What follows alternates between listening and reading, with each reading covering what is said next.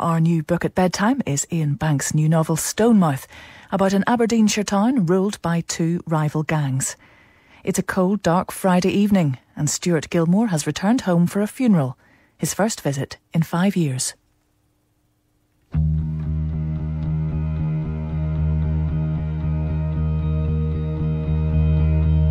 Loving you isn't the right thing to do. How can I ever change things that I feel? Friday evening. Clarity, that would have been good. Instead, a cold, clinging mist. Not even mist, just a chill haze drifting up the estuary. I'm standing 50 metres above the Firth of Stoon in the middle of the road bridge. I look up at the North Tower and I'm wondering how well the cameras up there can see through the haze. I've been standing here for a couple of minutes, looking like a prospective jumper for all that time. Usually by now a wee yellow van would have been sent along the cycle track from the control centre to come and make sure I'm not thinking of doing something stupid. I look down at the waves again, wondering what Callum's last thoughts were as he fell towards the water, and whether he died without waking up or had time to suffer. Our school days felt an age away by the time Callum vaulted the safety railings on the road bridge, but we still all knew one another, all kept in some sort of contact. So it had an effect on every one of us, even me, the exile. At the time I thought maybe I'd be invited back to that funeral, but I wasn't. Still too soon. Emotions too raw. And here comes a wee yellow bridge van. I'm here to meet somebody, I think about telling whoever's driving the van as it approaches. The nearest man, the passenger, rolls down his window. It's Powell Imrie, the man I'm here to meet. I'm still not sure whether to be relieved or terrified. "All right, Stu." I nod. I hate it when people call me Stu. He looks up, grimaces. "Coming on to rain. Jump in the back." I hesitate, then go to the rear of the van and open one of the doors. "Jump in," Powell repeats. I don't get in. I close the door and look round the side of the van to Powell's frowning face. "I'll walk."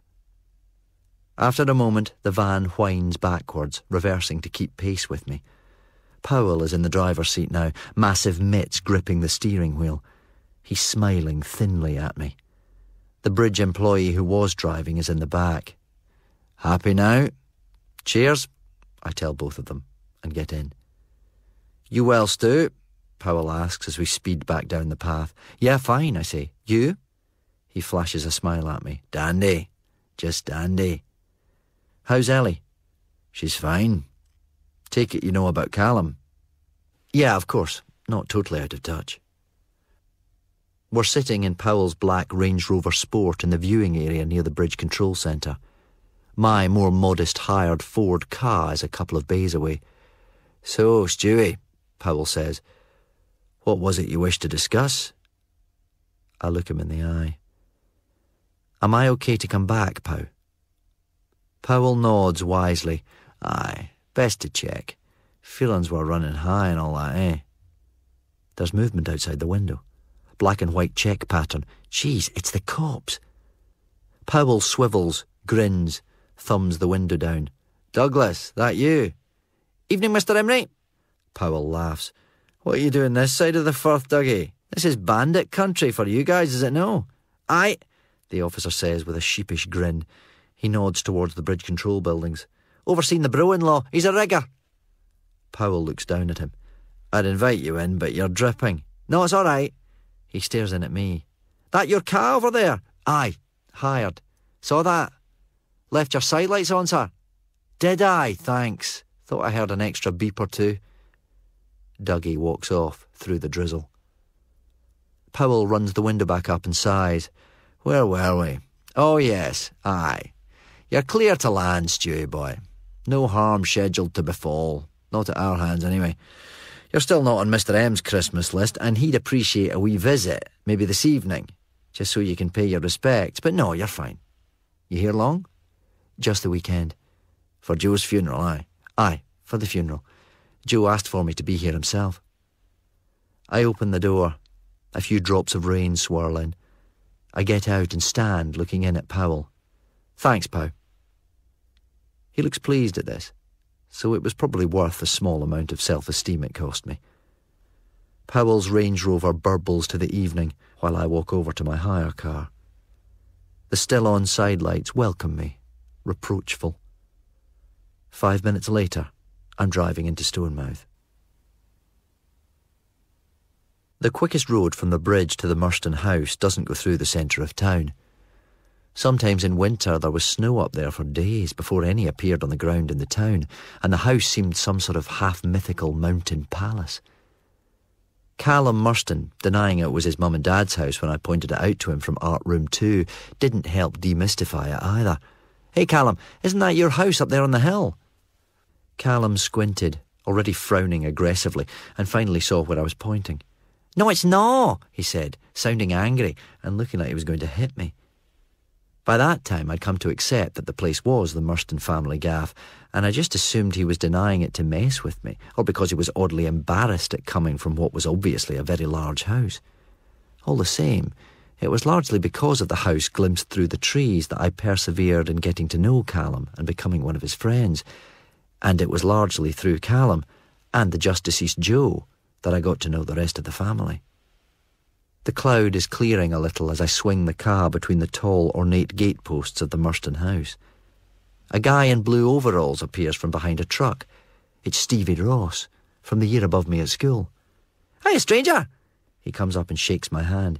"You know about Callum, eh?" "Off the bridge," I say. "Good to see you, Stuart." I leave him and go to the front door. A young Asian woman I don't recognise answers the bell and shows me into the conservatory. I can hear a radio or iPod playing pop somewhere in the house. After a few minutes, I start to suspect I'm being put in my place by being made to wait, so I sit down and wait. I pull out the iPhone. Normally I'd play a game or check emails, but all I do is tweet where I am and put the phone away. Before I ever got to know the Murstons or got invited to their house, a gang of us set off on an expedition to check the place out one sunny Sunday afternoon.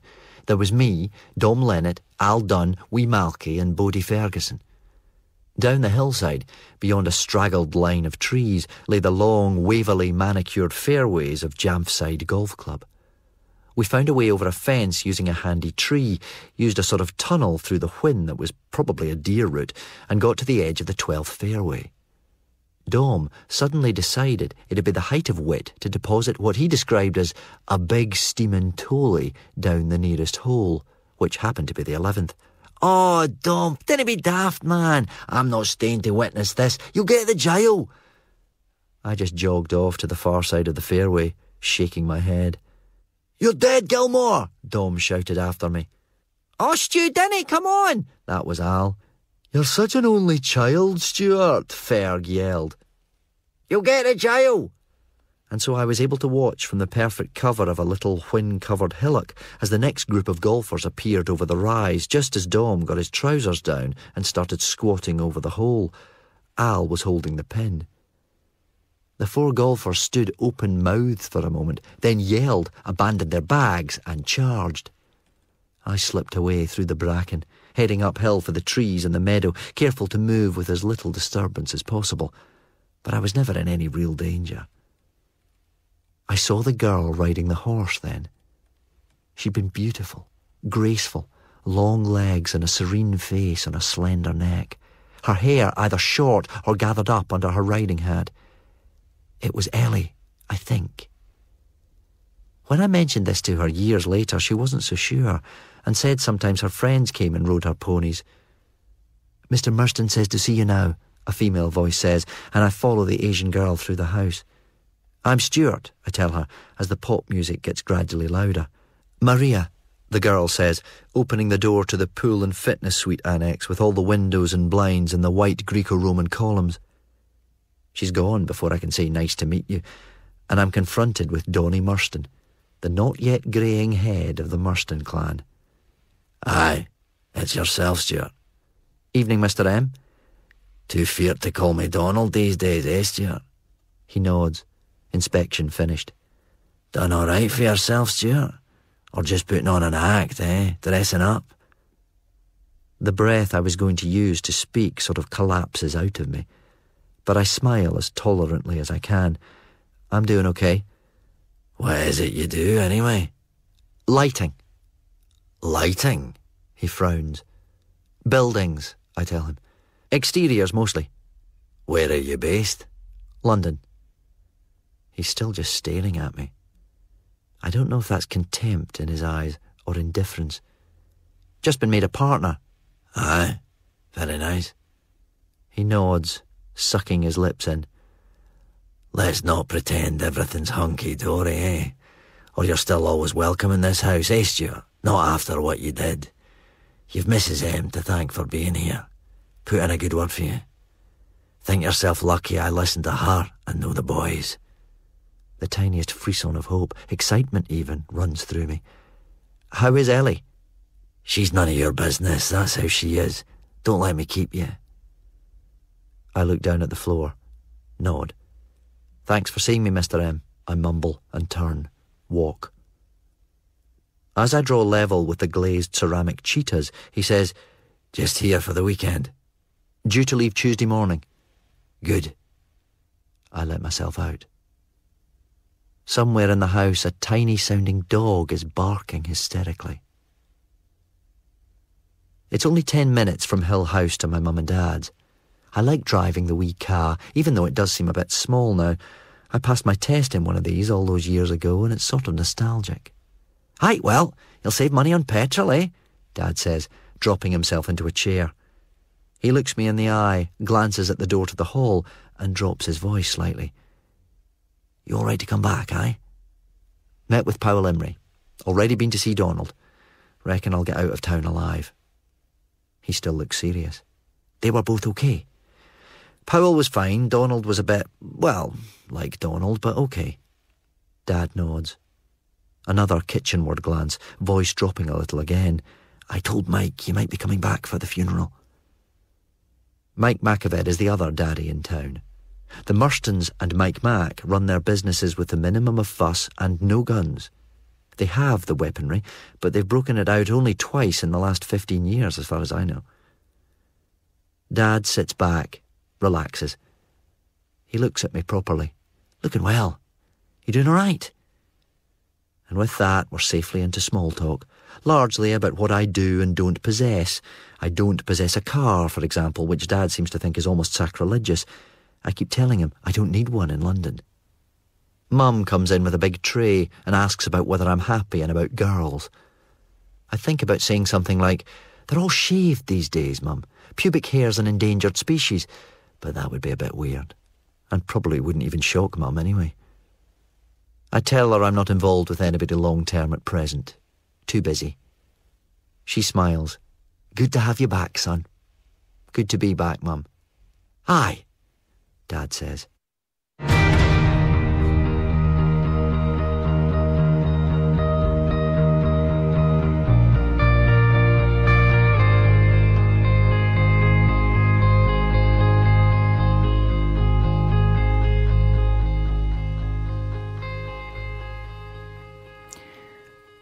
Stonemouth by Iain Banks was read by David Tennant. It was abridged by Peter Mackie and was a heavy entertainment production.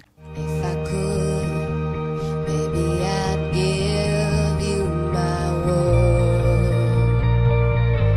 How can I, if you won't take it from me?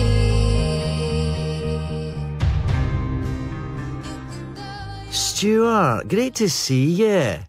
Mine's whatever overpriced continental lager this is. Ask BB for details.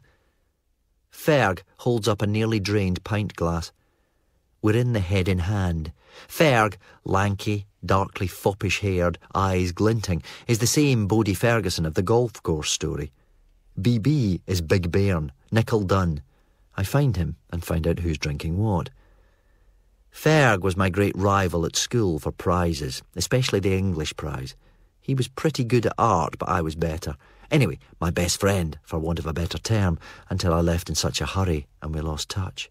You're in London? Why wasn't I informed? I'm in London sometimes.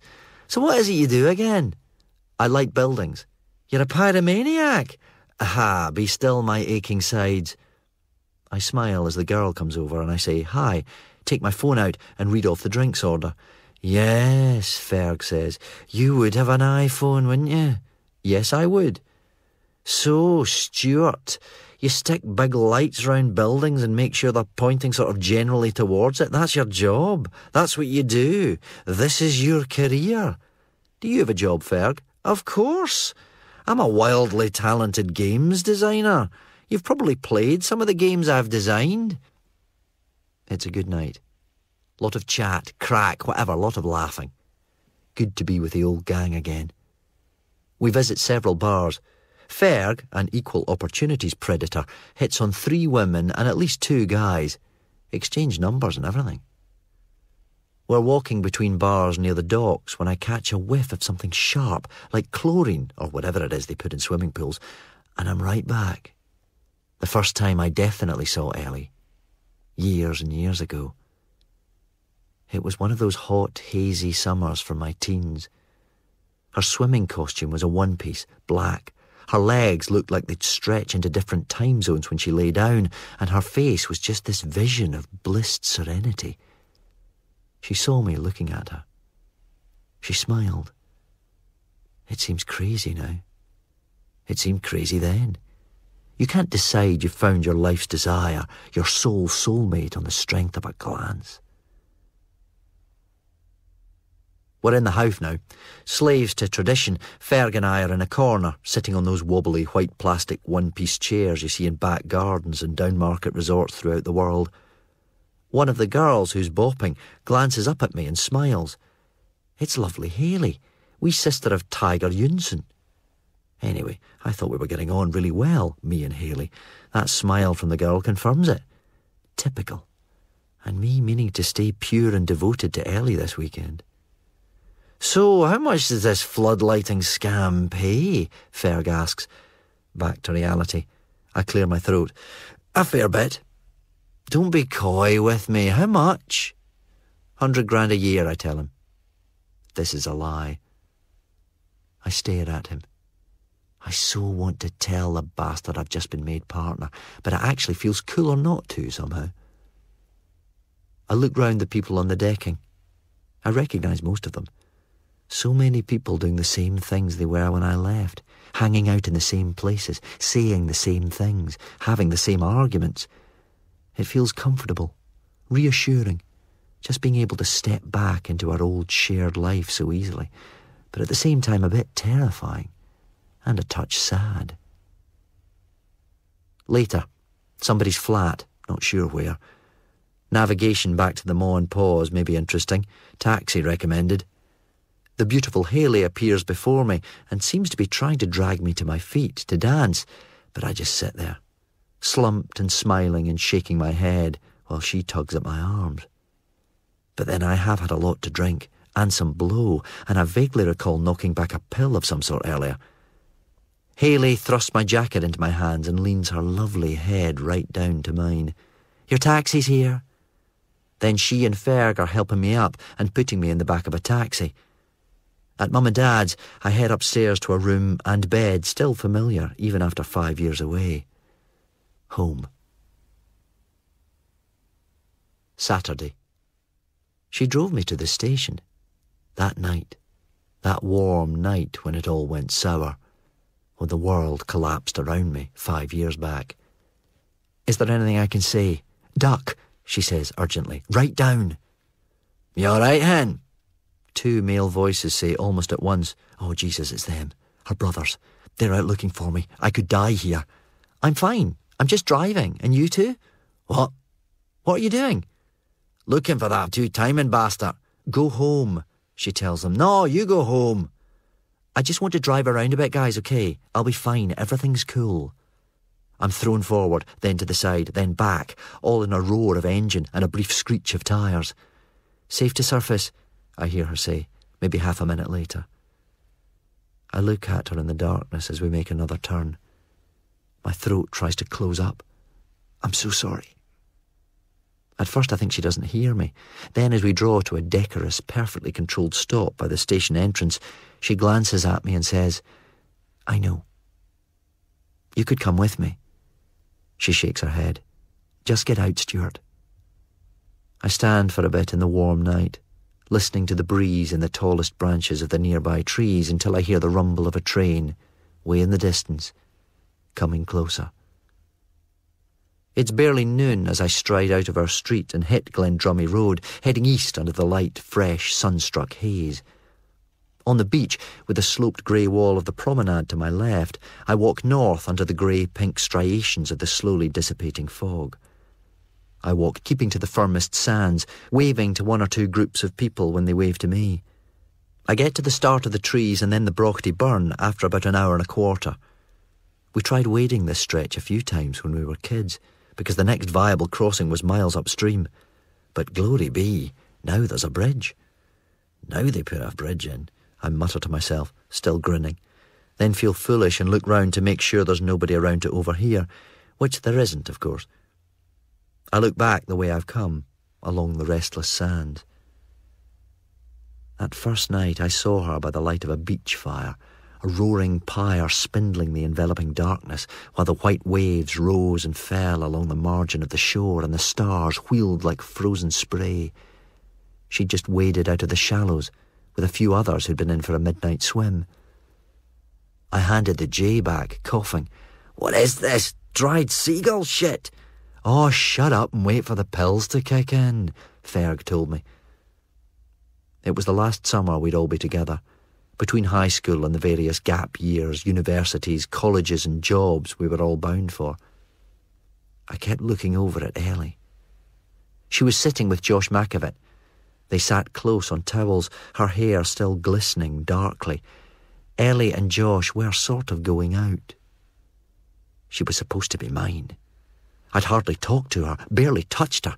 A handshake once, a brush of cheek against cheek at her birthday earlier that year, and a few formal hugs. Dear God, Ellie was beautiful. Firelight on a beach under the stars will improve pretty much anybody's looks, obviously, but even so, the girl was just startlingly beautiful. Eye-wideningly beautiful. Breath sucked out of you beautiful. I felt I was about to start moaning or something, if I hadn't inadvertently already, so I looked away. Ferg was lying gazing at me, an odd expression on his face. He turned his head languorously, taking in the handsome huddle that was Josh and Ellie, then looked back at me. Jealous? Envious, I conceded. Have you ever thought you might be even slightly gay, Stuart? Yeah, but no, definitely not. How do you know if you haven't tried? Dude, I haven't tried chlamydia, but I don't want that either. Stuart, kiss me.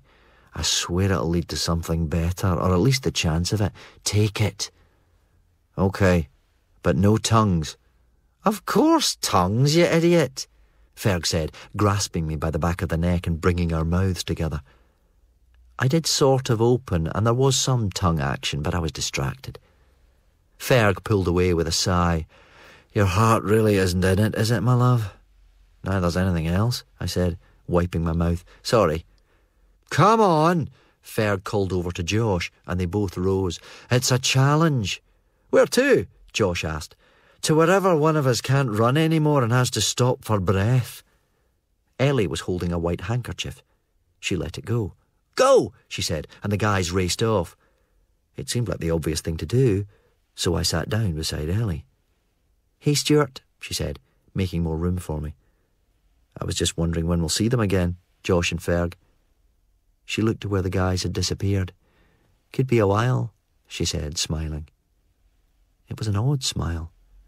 Maybe a little sad, wistful, something like that. Then she lay down on her side, one arm beneath her head. She stretched, yawned, cat-like, completely unselfconscious. Do you want me to... I nodded to one side. Do I want you to what? Go. Do you want me to go? Why? She murmured. Do you have somewhere else you have to be? I laughed quietly. Not as such. Do you want to go? No. Then don't. She flapped the blanket edge, Come on, getting cold. I did as I'd been told and cuddled into her, under the blanket, my back against her front. We woke up to a cool grey morning and to what were probably meant to be knowing smiles. Sleep okay? Never better, I lied. Now, my cock was about the only bit of me that wasn't stiff. About you and Josh, I said, after a few moments. What about me and Josh? There's a party at Maddie Ferry's place tomorrow night. I know. You were going?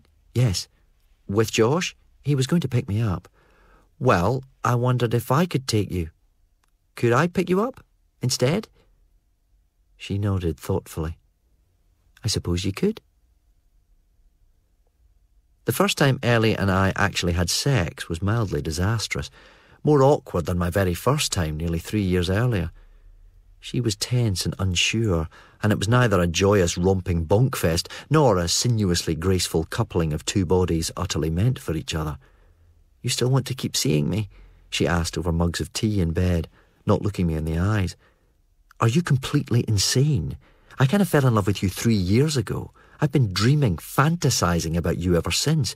I've wanted you forever, Elle. I'm just terrified you'll get bored with me. Now who's insane? At school, Ellie had got used to being top of the class in whatever subject she could be bothered to put any effort into, but she never really studied and consistently underperformed in exams. Nevertheless, she had finally pulled up her metaphorical socks and done pretty well in her last year. All the same, it had been a turbulent time for all concerned. Ellie had never really developed the skill of giving in gracefully. Even now, when she had Oxbridge-level grades, she'd settled for Aberdeen. As far as she was concerned, it had the best social scene. Meanwhile, I was going to become a great artist. I was going to take the artistic world by storm. Dad told me to get a grip. Mum said that all sounded fantastic, but Ellie listened to my dreams and told me there was probably not a single thing I couldn't do if I put my mind to it. Naturally, I heard what I wanted to hear. As you do.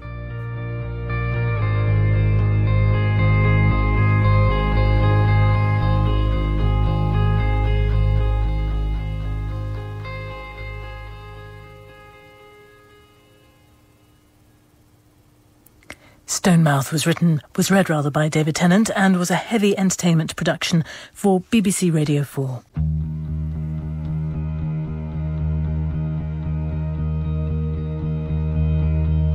Loving you isn't the right thing to do.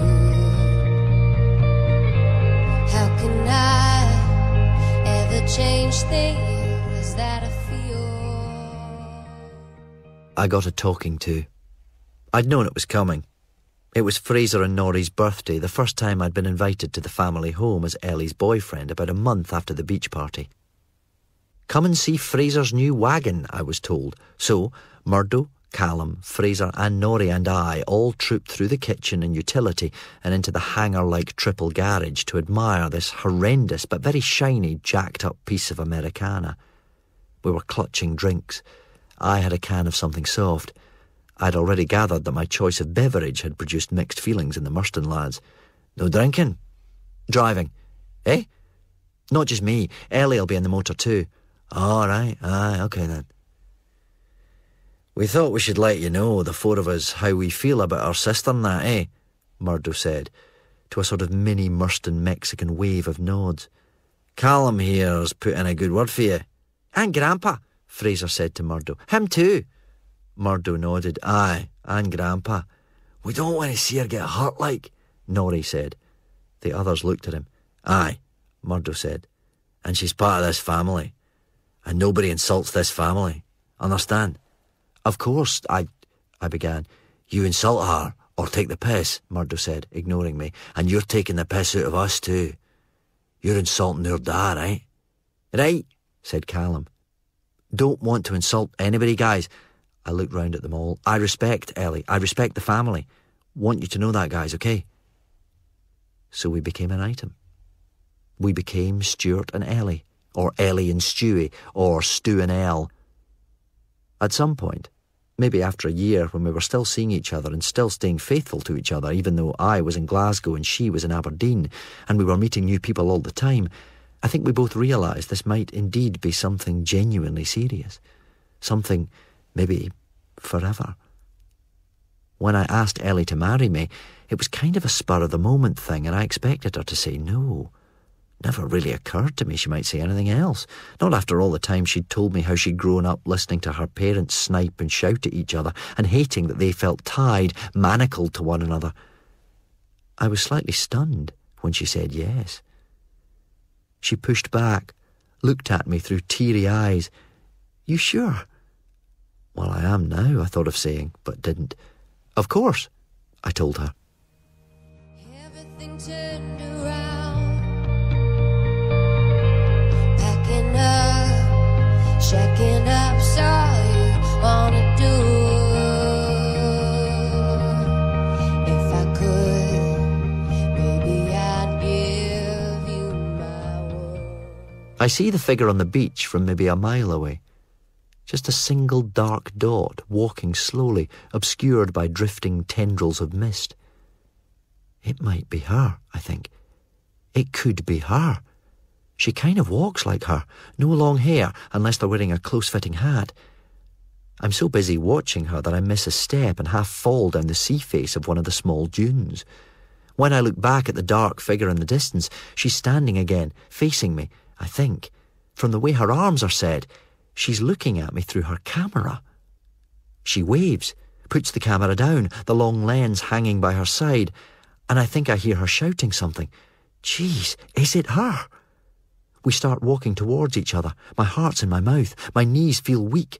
What next? Am I going to swoon? Just the adrenaline from the near fall, I tell myself. Pull yourself together, Gilmore. "Hey there, stranger," she says. It's Greer. She walks like Ellie, and she has similar build to her big sister, though she's a little less tall. I have a sudden thought, glancing up and down the beach and back towards the forest. "Your brothers aren't here, are they?" "No, it's just me." She slips her arm through mine like it's the most natural thing in the world, and we head diagonally back across the beach, northwest. She walks easily by my side, stride for stride. Her boots look like riding boots, though from the trail of her footsteps we're retracing they have serious grips. She's looking down at the sand, or the trail, seemingly intent. "Back for Grandpa Joe's funeral, huh?" "Yeah, special dispensation from your old man. He seemed quite happy I'd only be here till Tuesday." "Tuesday?" she repeats, a glance. "You well?" "Yup." "You?" "Yup." I am being impersonated. She steals another glance. "Doing okay?" "Yup. Still lighting buildings. You?" "Sort of a photographer's assistant, I guess. Get in front of the lens now and again." "So you're a model?" She puts her head back, and I can tell she's rolling her eyes. "No, I'm a trainee photographer. That sound better?" She smiles a big, beautiful smile. Then she looks away. "You going to see Ellie?" "I suppose. Maybe. She'll be at the funeral, won't she?" "She is here? She's not abroad? Or she's here?" "Well, we'll both be at the funeral, I guess. Whether I'll be allowed to speak to her." "You're both adults, you know." "Yeah, but it's not quite that simple, is it? There's your dad." "Yeah, there's our dad. Dad, my dad, Donnie. Do you hate him?" I blow a breath out. "Hate? I don't know. We'll never be friends, but I can see he's got his point of view. I did something that hurt Ellie and hurt the family. Hurt him. I meant more about him being a gangster, or crime lord if you prefer." I give a little whistle. The G word is one that we tend not to use very much in the tune. Technically it's the truth, I suppose, but the way things get run in Stonemouth between the Murston and the Macavett families on two sides and the cops on the other means there isn't much in the way of obvious gangster activity. She pulls her arm out from mine and steps ahead. Turning to face me, her arms crossed as she keeps pace with me, walking backwards. "You want me to fix up a meeting between you and Ellie?" "What are we, mafia crime lords?" She laughs. "Yeah, but do you?" I shake my head. "I don't know about that. Of course I want to see Ellie, but involving Greer doesn't seem like so great an idea." "How is Ellie, anyway?" "She's okay, anyway." Greer tells me as we reach the car park. She walks up to a BMW X5 and flips it open. This thing your dad's? Dunno, family fleet car, kinda. I'm going to see Grandpa. Want to come? Where is he? Geddens, lying in state. Geddens is the oldest funeral company in town. Yeah, I tell her. Yeah, okay. I'd met Joe when I was walking in the hills before I got to know the rest of the adult Murstons, before I ever talked to Ellie beyond the odd, grunted, embarrassed hi when our paths crossed infrequently. Joe must have been in his 70s then. Morning, the old guy said. Aye, I said. Usually I avoided other people in the hills where I could without making it obvious. You're a tin boy, aye? I turned and looked at him. Aye. Accent, he said, tapping a large, round and quite red nose. Yourself? I asked. Aye. For so far back I doot your father was born. Well, better be going, I said. Joe nodded. Wouldn't he want to keep you? Mind how you go now? Aye. Nice to meet you. As I started to head home, I took a forest track a bit too fast on my moped, whacked the sump or something, and the bike bled a trickle of oil onto the narrow track. I was still wondering what to do when an ancient blue Volvo estate came humming along the road. It drew to a stop, and it was the same old guy. You have a spill, son, aye? Aye. He helped me manhandle the bike into the back of the estate, and then offered his hand as we were about to leave. Joe. Stuart. Fine Scottish name. The bike was a write-off, and I wasn't allowed a new one, not if I wanted to live at home for the next couple of years.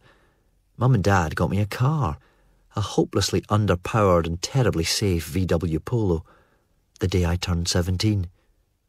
By then, I knew Joe was Joe Murston, father of Donald. I stand in the funeral parlour looking at him. It's quiet and cool in here, and it smells of lilies, a too sweet, cloying smell. How did he die? Heart, Greer says. She goes up to him and runs her fingers through the sandy, wispy hairs on his mostly bald head, patting them into a slightly different arrangement. Never touched a dead person before. She bends at the waist and quickly kisses him on the forehead. Think that's our respects paid, yeah? She dusts her hands. I'm hungry. I watch her attacking an all-day breakfast in Bessel's Cafe a few doors down from the funeral parlour.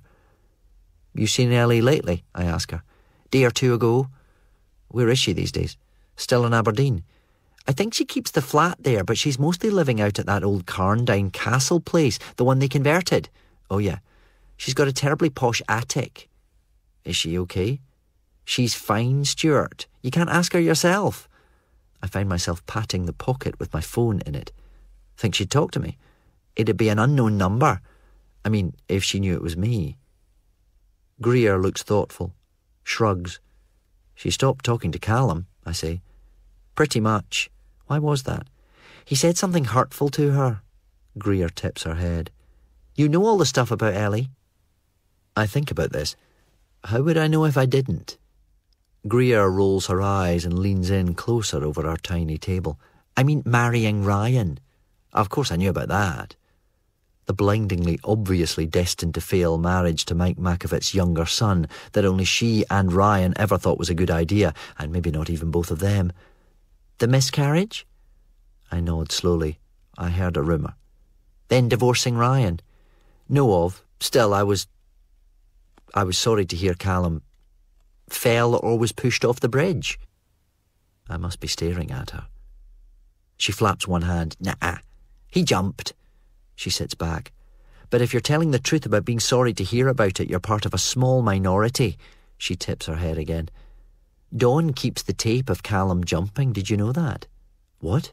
From the bridge CCTV, Night Cal took the plunge, plays it back when he's drunk and, what's that word? Maudlin. That is deeply weird. Not saying he gets off on it, Stu. Just plays it. Still a bit weird. We're in the central car park where the old railway station used to be. Greer comes right up to me and jabs me in the chest with one finger. Again, no gossiping, yeah? Swore to Dad I'd never do drugs. She grins widely. Hilariously hypocritical, eh? Hilarious, I agree. My phone goes and I let her get into the car while I answer. It's Mike Mack, telling me he's busy through to 5. See me then? So I've got time to kill this afternoon. Another karmic nudge? Maybe I ought to do a few lines with Greer. I look through some texts. One from BB suggesting a game of snooker at Regal Tables, just a couple of minutes' walk away on the high street. I hold a wait a moment finger up to Greer, who raises, then drops her shoulders dramatically and throws herself back in her seat. I call BB. Stu! You at the Regal? Aye, playing with myself here, man. It's shite. You coming, like? There in 5. Pint? Just the Auto E for me. Shaggerlandy it is. I open the X5's passenger door. Stuff to do, I tell Greer. Later? Funeral, if not before, Greer says, looking unimpressed. Call.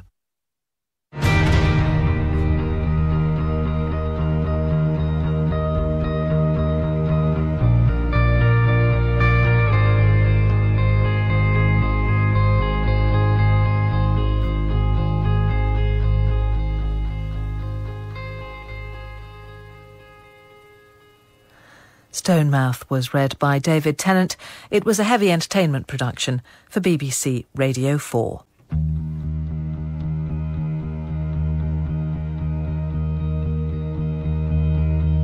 Loving you isn't the right thing to do. How can I ever change things that I feel? Regal Tables. Stonemouth's premier snooker and American pool venue for over 30 years, occupies an old cinema on the high street. BB and I are just starting our second game when I see a group of 4 guys come in and look towards us. 2 are big, heavy-set guys. One is kind of normal and the other one's wee and nervy looking. They take the table next to ours. The first time it's my turn to play at the same time as the wee guy on the other table, we both want to use the aisle between the tables at once. I stand and wait for him to finish, but he's shaking his head and keeps standing up and looking like he's about to take his shot but then changing his mind. After about 5 minutes of this shite, I sigh and pull my phone out to check the time. He swaggers towards me, wee eyes screwed up. You taking the piss? Look, I tell him, we're just here like yourselves to have a quiet game of pool. No, you're not. No, you're not. You're just here to try and take the piss at me. No wanting any trouble, BB says in a sort of muted rumble. Oh, don't be daft, I begin, and instantly know this is a serious mistake. You calling me daft, chap? He called you daft, D-cup, one of his big mates says. D-cup? Perhaps it was teacup. But Teacup would be a shit street name. It was definitely D-cup. BB's useless. I haven't even been near a fight in 10 years, and the staff here would appear to be pals of D-cup and his chums. Look, I talked with Don Murston just yet. I don't care who you talk to. This isn't supposed to happen, I want to wail. Mr. M said it was okay for me to be here. Then there's a hint of movement in the darkness to one side of me. Problem here, ladies? The flicker of movement resolves into Powell Imrie, appearing as though out of a trapdoor. D-cup registers who it is. Aye, Mr. Imrie, this shitbag has been a shitbag, that's what the problem is.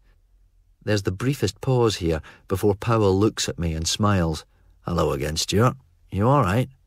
I'm fine. D-cup, isn't it? He says. Can I show you a wee trick, D-cup? Eh? What? Powell moves a few millimetres closer to D-cup, towering over him. Put your hand down on the table. Oh, shit, Powell, Mr. Imrie, please. Just put your hand down. On the table. Flat. He takes the wee guy's right wrist and places his hand flat on the baize for him. Fingers together. When D-cup's hand is flat on the table, Powell hooks his left leg behind D-cup's knees without touching him, then pushes him quickly on the chest with his free hand. D-cup yelps and starts backwards, falling over as he encounters the leg Powell has curled behind him. The whole hand on the table thing was just distraction. Good trick, eh? Powell says, to nobody in particular. Then he comes up to me and puts an arm round my shoulder. Hired the car for a week, that right? Uh-huh. If you did need to go earlier, though, you could, eh? Earlier? Monday evening. Or afternoon, say. Why would that be, Powell? Well, you know, the boys. The boys? You mean Murdo, Fraser, Norrie? Bit headstrong. Can be. That's all. Then, with a final tap-tap on the elbow and a glance and a nod at everybody else round our two tables, he's off. Everything turned around, packing up, checking up, saw you on a door. If I could, maybe I'd give you my word. The Deep Blue Fore is a mega-trawler, and the crews are Mike Makovitz's main supply of muscle. Things are running a little late, so Mike phoned me to say come to the docks rather than the house. Partly, though, I think he still feels the need to impress people with the sheer scale of the new boat. Mike shakes my hand and I try not to wince. Good to see you, Mike.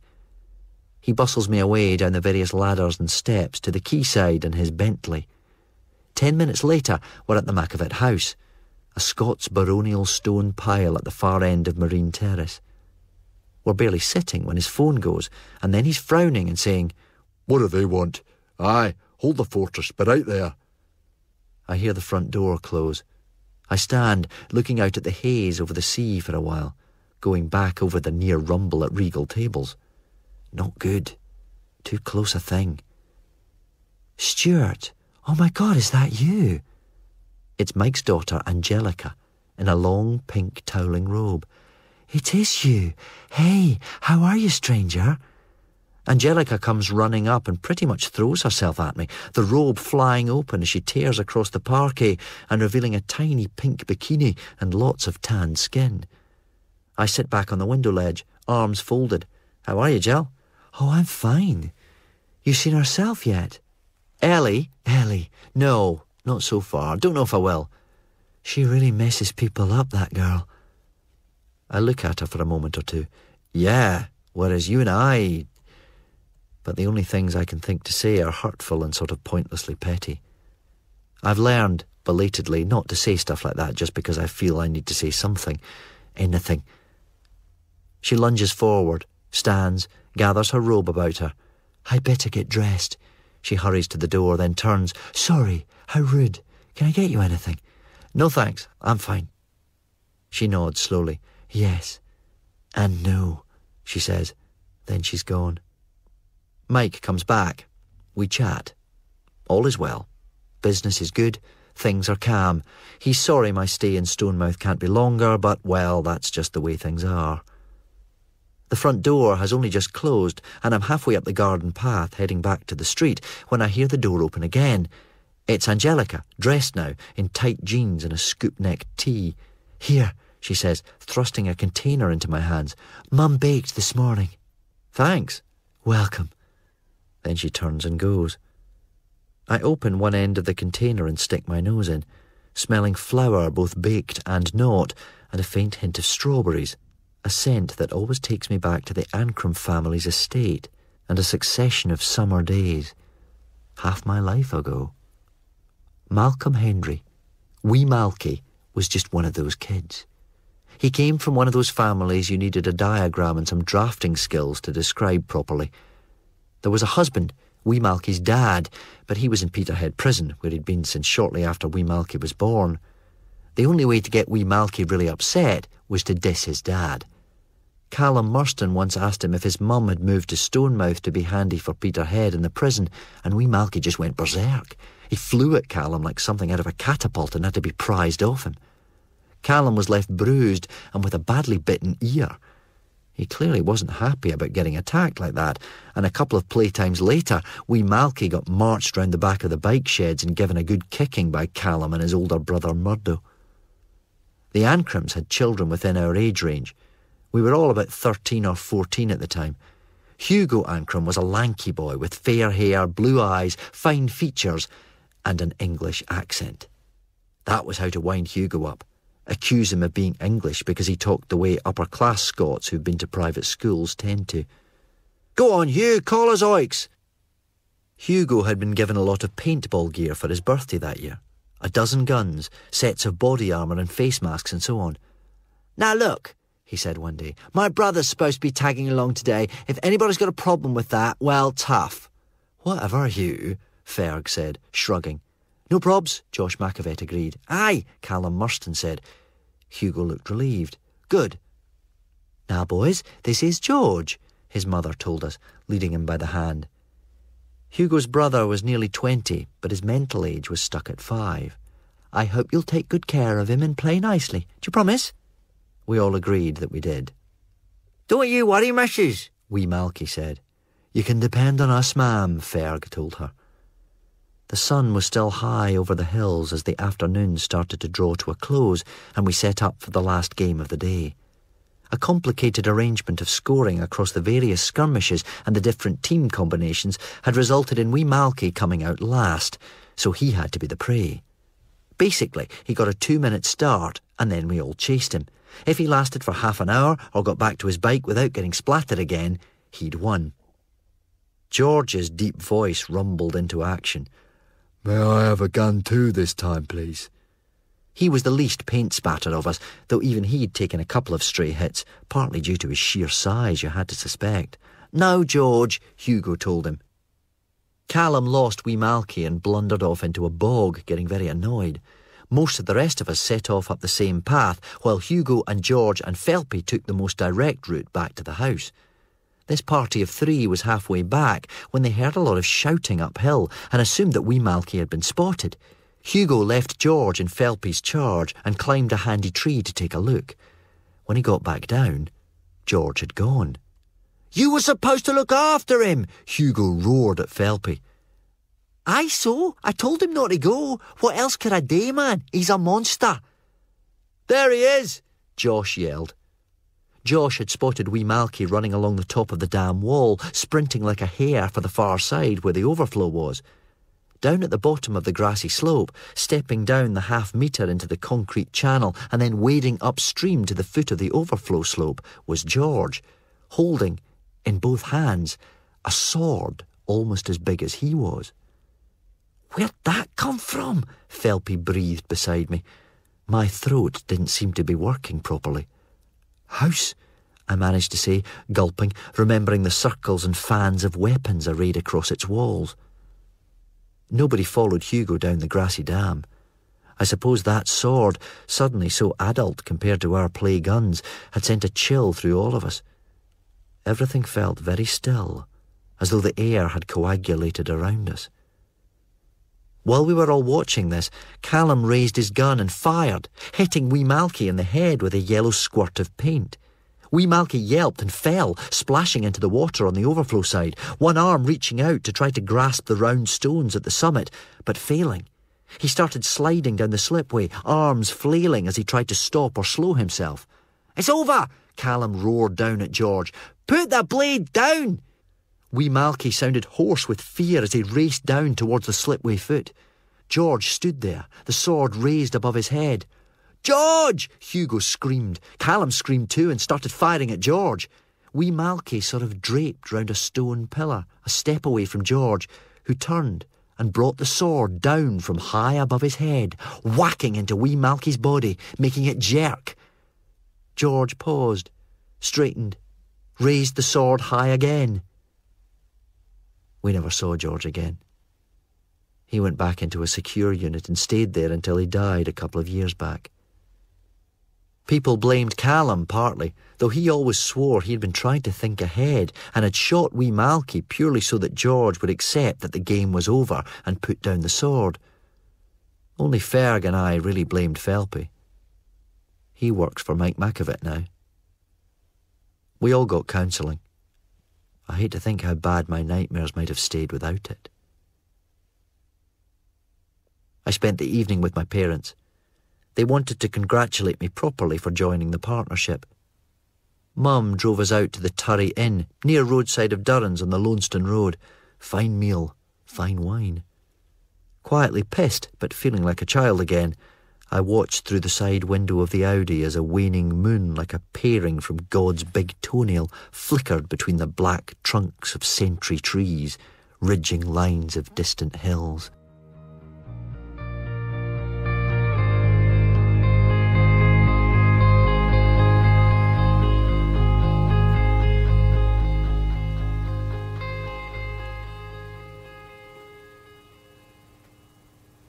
Stonemouth was read by David Tennant. It was a heavy entertainment production for BBC Radio 4.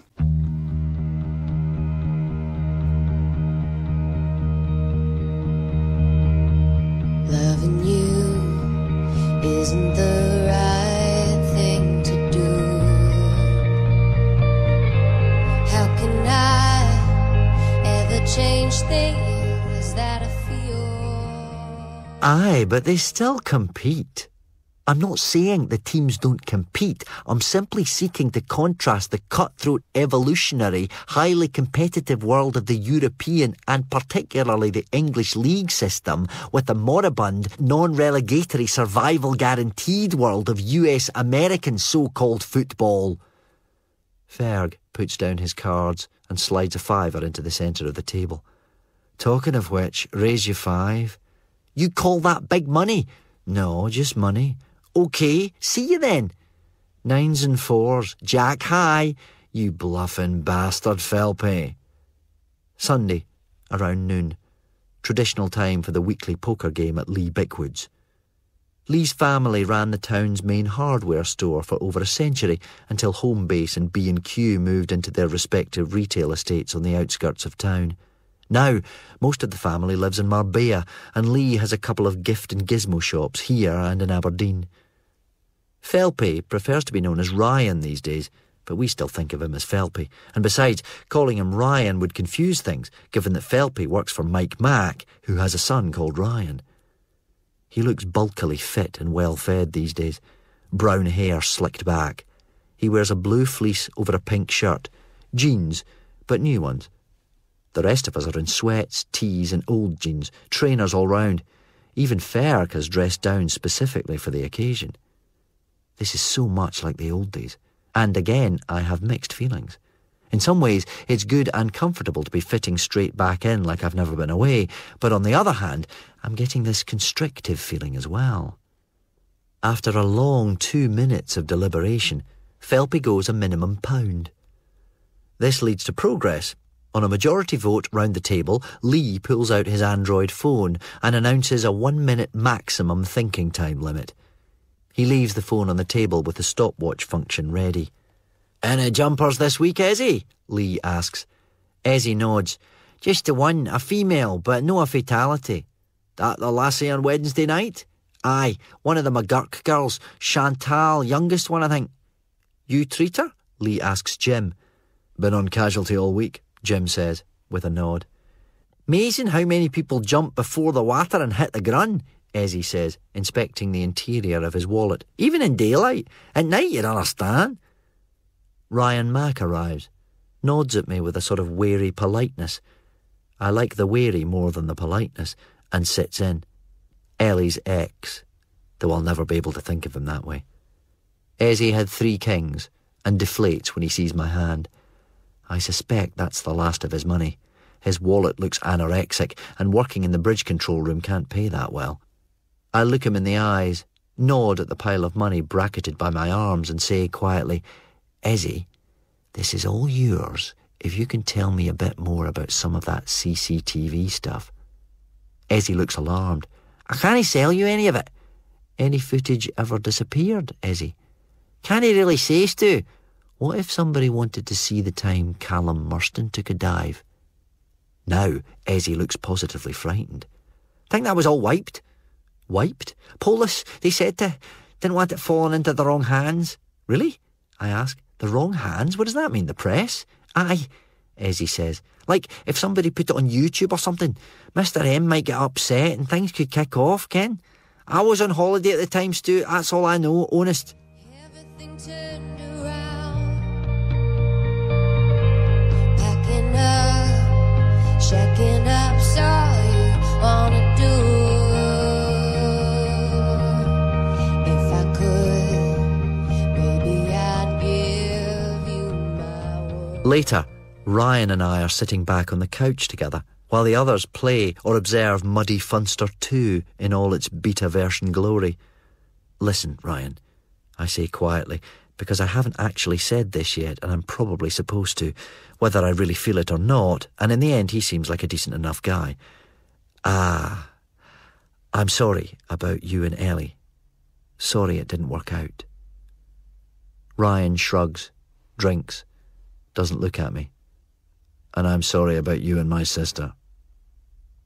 I breathe out in a sort of soundless whistle, all breath, no note. Saw Angelica yesterday, for whatever it's worth, Ryan. I think we're okay, Jell and me. Yeah, good for you, Ryan says with a small sneer, sighing and studying the top of the bud bottle. Bet you really messed up a lot of people, you two. Like I say, Ryan, I'm sorry. Ryan shrugs again. Ah, well. If you see Ellie, tell her I said hello. I don't know that I will, though, not to speak to. He gives a small, bitten-off laugh. You just threw her away, he says, wagging his finger at me. That was idiotic, Stuart. He taps himself on the chest. Ryan is sort of staring into the middle distance and can't decide what I just wasn't up to keeping her, I guess. He concludes, and sounds sad, as though this has just occurred to him and it's a terrible truth. He coughs, pulls himself up straighter. We were going to have a kid. Did you know that? I think he's going to start crying. Who knows what might have been different for Ryan if the child had been born. He and Ellie might still be together, one happy family. He might still have her, have the sort of life I guess he wanted, or that Ellie wanted, and he was happy, grateful to be part of. Who knows? When I leave, maybe half an hour later, it's just gone 4. I stick my earbuds in and put the iPhone's tunes on shuffle. That means when somebody comes up behind you, you get no audible warning at all, and so they can grab your arm out of your jacket pocket, push it so far up your back you have to go on tiptoes because otherwise it feels like the bone's going to break, and the two of them can bundle you into the back of a suddenly appeared transit van. I'm face down on a grubby floor, dimly lit, staring at white-painted metal ridges scuffed to thin rust.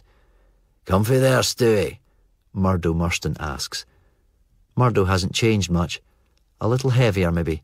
Aye, comfy, Norrie Murston says, and I'm tapped hard on the side of my head with something solid. I look round again to see the business end of a baseball bat just retreating. Norrie's holding it one-handed, smiling. Guys, come on, I say.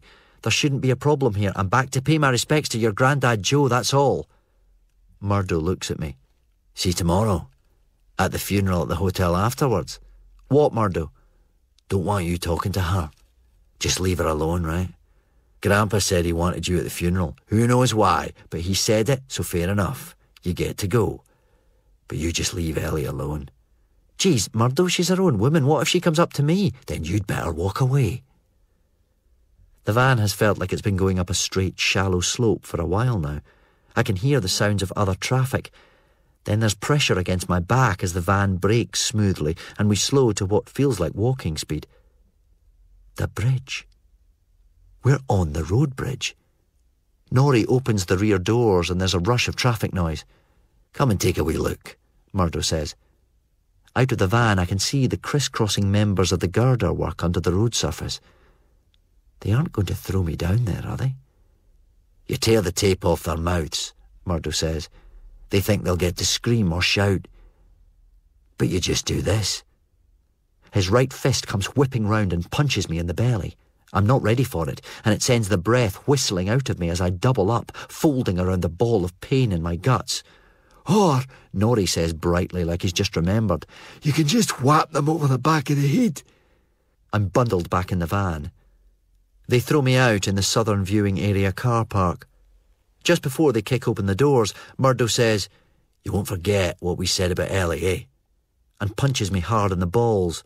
So it's a good 10 minutes before I care about anything besides the astounding, sickening, writhing gouts of pain heaving out of my groin and wrapping themselves round my guts and brain. I waddle to and down the steps and then along the underpass beneath the carriageway to the sound of trucks pounding above my head. I should get back to Mum and Dad's and then just go home to London now, today, without waiting for tomorrow and the funeral or the day after and my booked flight. I don't think I want to tell anybody what just happened. I'm ashamed I was so easily huckled into the van.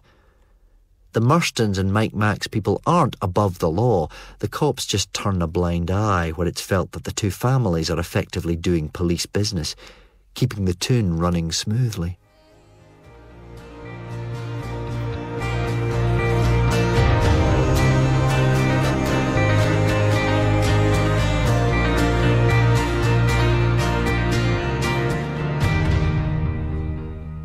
I was in the clubhouse of Olness Golf Club at the invitation of Mike McAvet, though apparently entirely with the blessing, and indeed probably at the instigation, of Donald Murston. In a little over a week, I'd be a married man. It was slightly unreal. That first night by the fire with Ellie seemed a very long time ago. I'd already had what had felt like a semi-formal meeting with Dawn up at the house. We were well past the what are your intentions, young man stage. I was marrying his eldest daughter. The wedding was pretty much fully organised and everything was arranged. At one point during our chat, Donald had asked me what I believed in. I was momentarily stumped. Did he mean religion-wise? Well, I'm not really religious, I'd told Donald. We were sipping single malts, just the two of us, at the well-stocked bar in what he called his rumpus room, part of the extensive cellar area beneath Hill House. I suppose I believe in truth. Truth? Have more whiskey, son, he said, reaching for the bottle. I'd been summoned to the highly prestigious Olness Golf Club to meet people. Stuart, here you are, Mike Mack said, coming up, pumping my hand and leading me back towards the dining room. I was being introduced to the chief constable for the whole region, a brace of town councillors and local businessmen, and our MEP, Alan Lowndes. He and I got to talking over some more single malts, forming our own little subcommittee slightly apart from the rest of the guys. Quite a family you're marrying into. Really, just marrying the girl, to be honest, Alan. You haven't any reservations, have you? Reservations? Well, we all know the reputation Donald and the family have, Alan said in his best we're all men of the world tones, the complicated relationship they have with the more obvious forces of law and order. He inspected his glass. We all start out as idealists. I certainly did. I hope I still am, deep down. But idealism meets the real world sooner or later, and then you just have to compromise? I hope you're not one of those people who think that's a dirty word, Alan Lowndes, MEP, said with a forgiving, understanding expression. Marriage is about compromising. Families are about compromising. Being anything other than a hermit is about compromising. Parliamentary democracy certainly is. You either learn to compromise, or you resign yourself to shouting from the sidelines for the rest of your life. Or you arrange to become a dictator. There's always that, I suppose. He shrugged. Not a great set of choices, really. But that's the price we pay for living together. And it's that or solitude. Then you really do become a wanker. Another drink?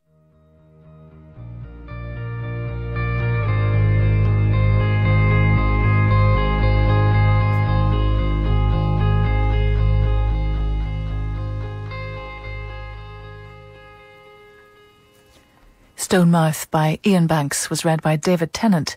It's a heavy entertainment production for BBC Radio 4.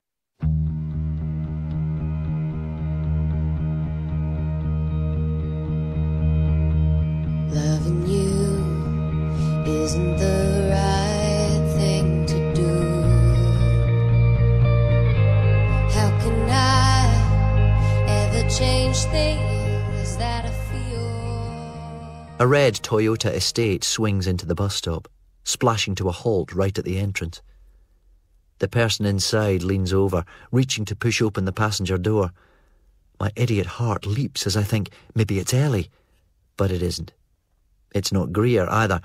It's a guy I recognise from high school, I think. Stuart, thought that was you. Want a lift? Yeah, cheers. Thought that was you, he says again. He's Craig Jarvie from the year below ours. Thanks, Craig.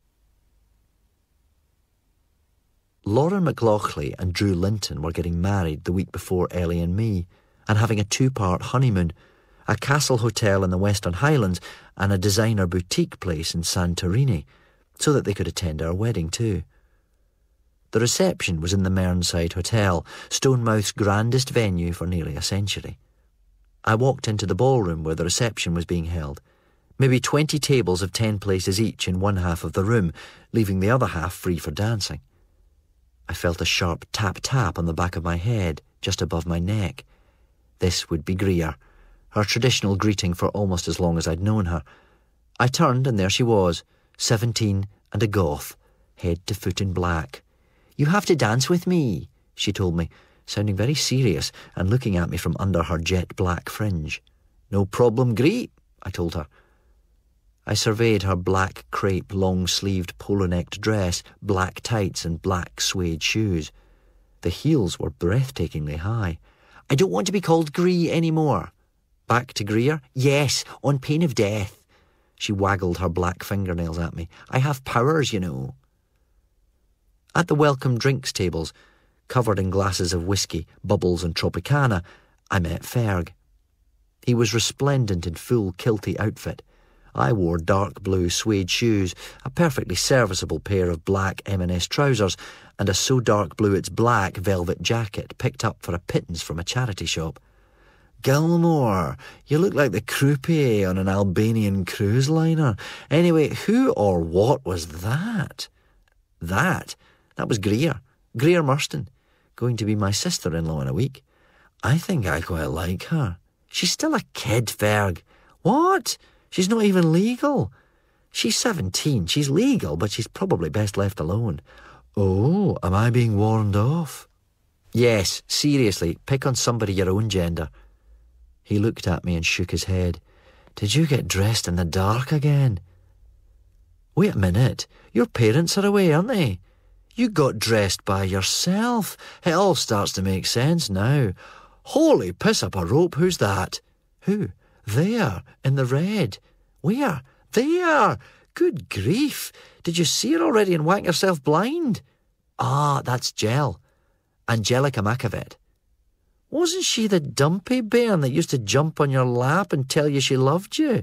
Usually at a crucial point in doom, as I recall. I missed a few high scores that way. You wouldn't push her off and give her 50 pence to go away now?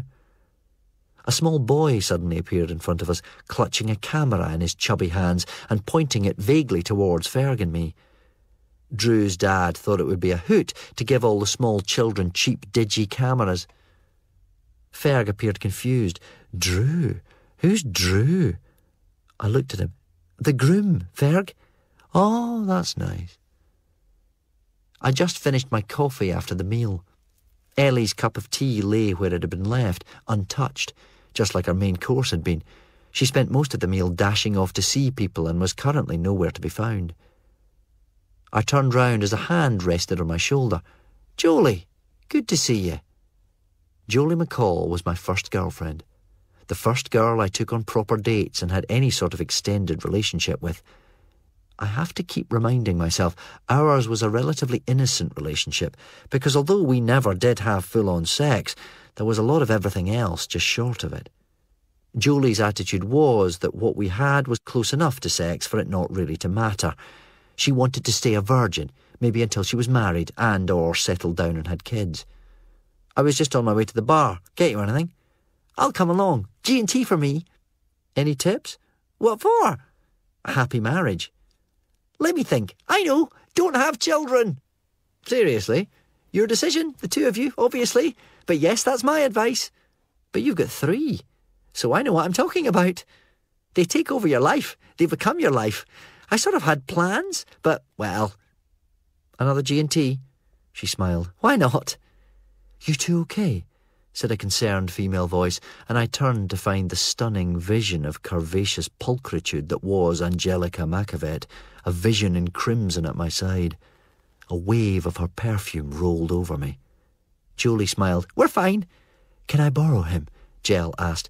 It's an 8-some reel. All hands report to the dance floor. He's not mine to lend. You can have him. Stop groaning, Jell said, using a finger to flick me on the ear. She was wearing long red satin gloves. Do I have to? Yes. Stop being such an old man. Get your ass out there. My legs, my feet, my old war wound, I said, in a weak, wavering voice. Omens. Portents. A fire alarm went off just after they ate some real finished.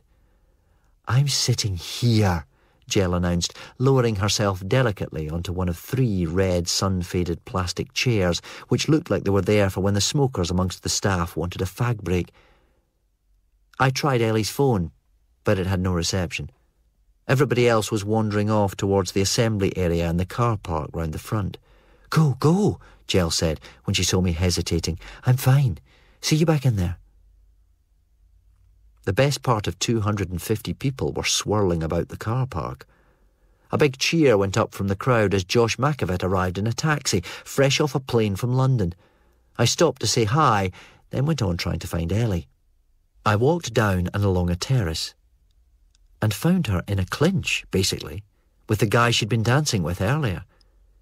I recognised him now. He was the guy she'd gone out with before Josh McAvitt, the guy I'd always suspected had been her first lover. Dean Watts, that was him. They were on a terrace 1 level further down, standing, his hands cupping her backside. What the hell, was all I could think. What the hell? A breeze brought their voices and a hint of Ellie's perfume up to me. "No, listen, Dean, stop. No, just stop." "Oh, come on. Old time's sake, Elle." "No, I shouldn't have let you kiss me, let alone—" "No, come on, before somebody sees us." This should have been Dean's cue to look about, maybe see me, but he only had eyes for Ellie. Finally, she stamped on his right brogue with her heel and marched off for the nearest steps. There. Nothing had really happened. Just a blip. A trying, a testing, and Ellie had pretty much passed, at least as well as I'd have in similar circumstances, I supposed. The evening went on. Much drink was taken, much drunken dancing committed. The amount of camera flashing declined as power ran down both in camera batteries and small children, though not as much in either as one might have hoped. Greer insisted on consecutive dances, the second being a slow one, during which she pressed herself hard against me. "I can feel your erection," she informed me, just before the song stopped. "I was thinking about Ellie," I told her. "Not Angelica McAvitt." "No, not Angelica McAvitt." "I see a lot," Greer whispered into my ear. "I bet you do, but not Jell. Elle."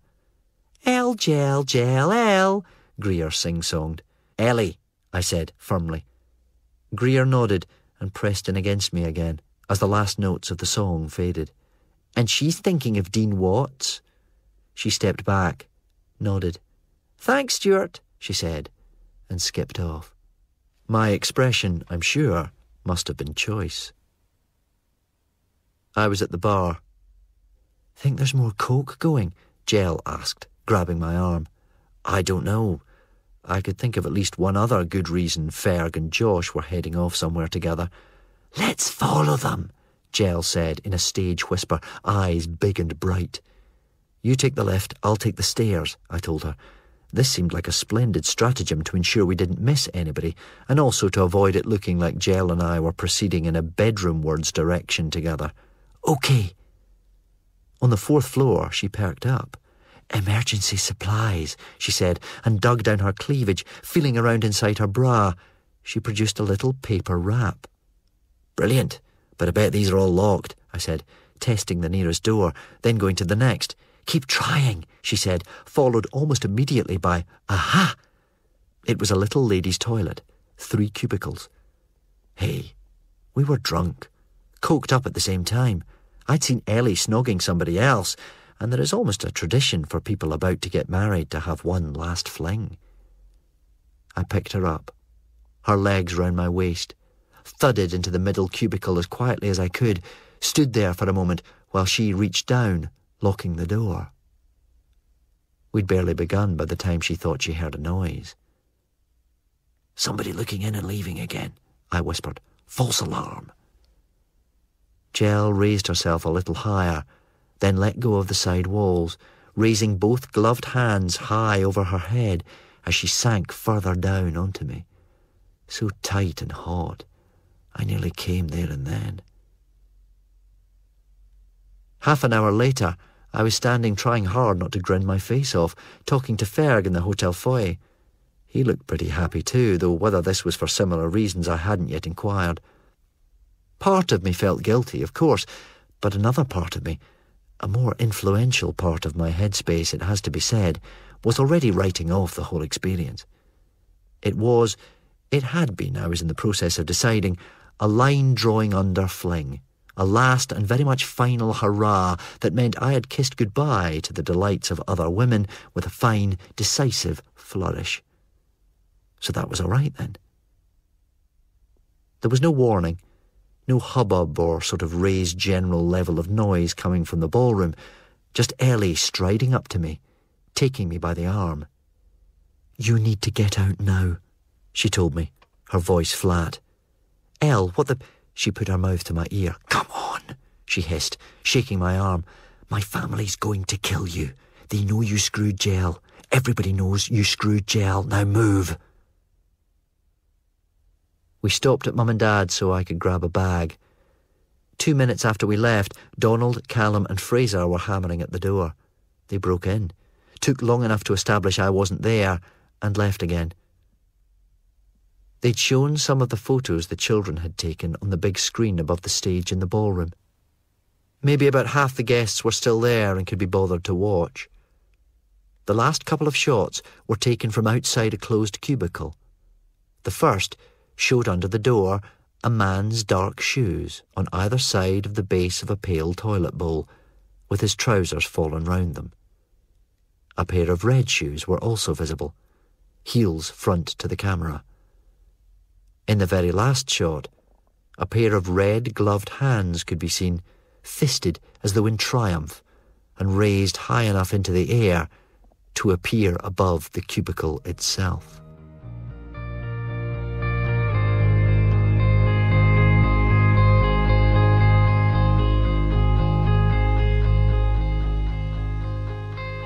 Stonemouth was read by David Tennant. It was a heavy entertainment production.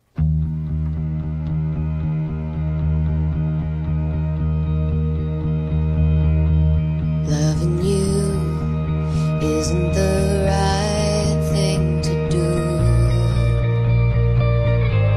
How can I ever change things that I feel? Craig Jarvie drops me at my mum and dad's. There's no car in the driveway. Still, when I let myself in, I try to walk normally, but the house is empty. I get my mum and dad's cordless. "Hello? Gel, hi, it's Stuart. You busy?" "No." "Got a few minutes?" "To talk or meet up? It's okay. Really, forget I asked." I call Ferg. He was snoozing, but agrees to meet me in the Formentine Lounge in the old station hotel. We sit in the first-floor lounge looking out over Union Street. He's sipping a pint of IPA. I have a coffee. Gel tracked me down, I tell him. I'd found that I wanted to talk about that night and its repercussions, its aftermath. "What's so terrible about toilets?" Ferg says indignantly. "Nice clean toilets are lovely. I have some terribly fond memories." "I bet you do, Ferg. Anyway, all that aside, it was actually great sex. And we only had the time to do it once." Ferg glares at me. "Never mind that. Why did you never contact me?" "And we're back to you keep changing your phone number. Mine stayed the same. You changed your email. I started getting hate mail. I thought it wise. I have a policy. When people bugger off, it's up to them to contact me, not the other way round." "Do you, just not really like having friends, Ferg? Is that it?" "What about Greer? What about Greer? What about the time Greer came to stay with you?" She showed up with this guy, Brad. Weird, skeletal, long, greasy hair. "So, you do have a spare room?" "I did at the time. Didn't I mention my plan to turn it into a gym?" "Okay, so..." Ferg sits forward, looking interested. "Sleeping arrangements?" "Well, so I offer her the spare room and Brad the couch, but he's unable to sleep on the couch because it isn't comfortable. And ever since his mum left and his dad died, or the other way round, he can't sleep alone and can't climb in with me." Fresh. So I tell him to get lost. I should hope so. Bugger gay solidarity. If you're going to have the temerity to reject me, you'd better reject anybody else. Greer, by this time, is throwing things at Brad. Soft things, hard things, my things. A pillow, an alarm clock, also a lamp. So we cleared the place, tidied a little, double-locked the door. Brad was on the outside by this time. First one I personally kicked out. A little inhospitable, but there you are. I told Greer that she could have my bed and I'd take the couch. But she's still, really upset and says, no more to it, honestly, nothing extra intended or expected or wanted. But can she sleep with me? So you did. So I did. I slept with her. But I didn't. So why didn't you? Well, I don't know. She was still young and still... She was legal at the wedding when you and Jell did the cubicle pogo. This would be 2 years later, 3? Yeah, but still sort of, young. Oh well, Ferg says. So, any punchline? What? To the Greer in your bed story, any punchline? Not really. An awkward breakfast and she left early. Didn't see her again till a day or two ago. Ferg regards me levelly for a moment or two. I've got one. You've got one what? A punchline? Oh yeah. I had her that same night. I thought I warned you off her. So, I love a challenge. Forbidden fruit, you moron. Did you use a condom? Of course I used a condom. What sort of... I thought you went off with Josh that night. So what? I shake my head, look at him. You total wanker. Everything turned around. Packing up, checking up, saw you on a door. If I could, maybe I'd give you my word. It's a damp, cloudy Sunday evening in what's definitely beginning to feel like the start of autumn rather than the end of summer, and I'm 26, but I'm still going back to my mum and dad's for my tea. There's a green Mini parked outside. It's Ellie's. Or at least it was Ellie's. That was 5 years ago. This is my place, my folks' place. But that might be Ellie's car there at the curbside, and if it is, then she might be in there, and if she is in there, then... What was it her brothers were saying? Oh yes, don't talk to her. And if she approaches you to talk to you, walk away, or else. Listen to yourself, Gilmore. And look at yourself. This is the family home. This is still where you belong. If she chooses to come here, that's her business, not Murdow's or Norrie's or Donald's or anybody else's. I shake my head at my reflection. Do I want to see Ellie? Part of me dreads this because I've realised just over the last couple of days how much I need to see her again. Of course I want to see her again. She may still hate me. She may just want to slap me in the face and tell me I should never have come back. But even if it's that, I need to know. I let myself in. As usual, when the storm doors are open, that means people are home and the inner doors aren't locked. Voices from the kitchen. I walk in, and Ellie's there. Sitting at the table with Mum and Dad, tea and biscuits all round. Ellie smiles at me. It's not a big smile, but it's a smile. Here he is, Mum says. Aye, your phone off? Dad asks. Lost it. Got a new one. Hi, Ellie. Hello, Stuart. You're looking well. Not as good as you. Thought you might want to come for a drive? You okay? Ellie asks as she turns the Mini out of Dubroch Drive. Fine, I tell her. Didn't really mean generally, Stuart.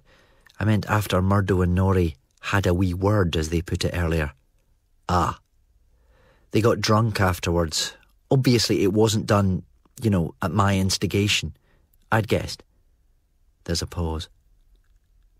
Eventually I take a breath and say, I'm sorry. You're sorry? For cheating on you, Ellie. Oh, that. Doesn't mean I expect you to forgive me either. Well, there you are. Anyway, it's good to see you again. And you. She glances at me. I wasn't sure it would be, but it is. What about you? I ask, as we cross over the bypass, heading for a patch of light above the hills where the dipping sun is filtering through the thinning streams of cloud. I heard you're helping people with addictions these days. Yeah, well, strictly speaking, it's the rest of my family that helps people with their addictions. I help them to try to break them. Seeing anyone special? Hardly got the time. You? Not really. Not since Ryan. Well, there was one guy, but that... So, no. Ellie drives much like she always did, with the same easy grace she brings to most tasks, braking seldom and gently, swinging the car quickly, neatly into curves on a single stuck-to line she rarely needs to amend.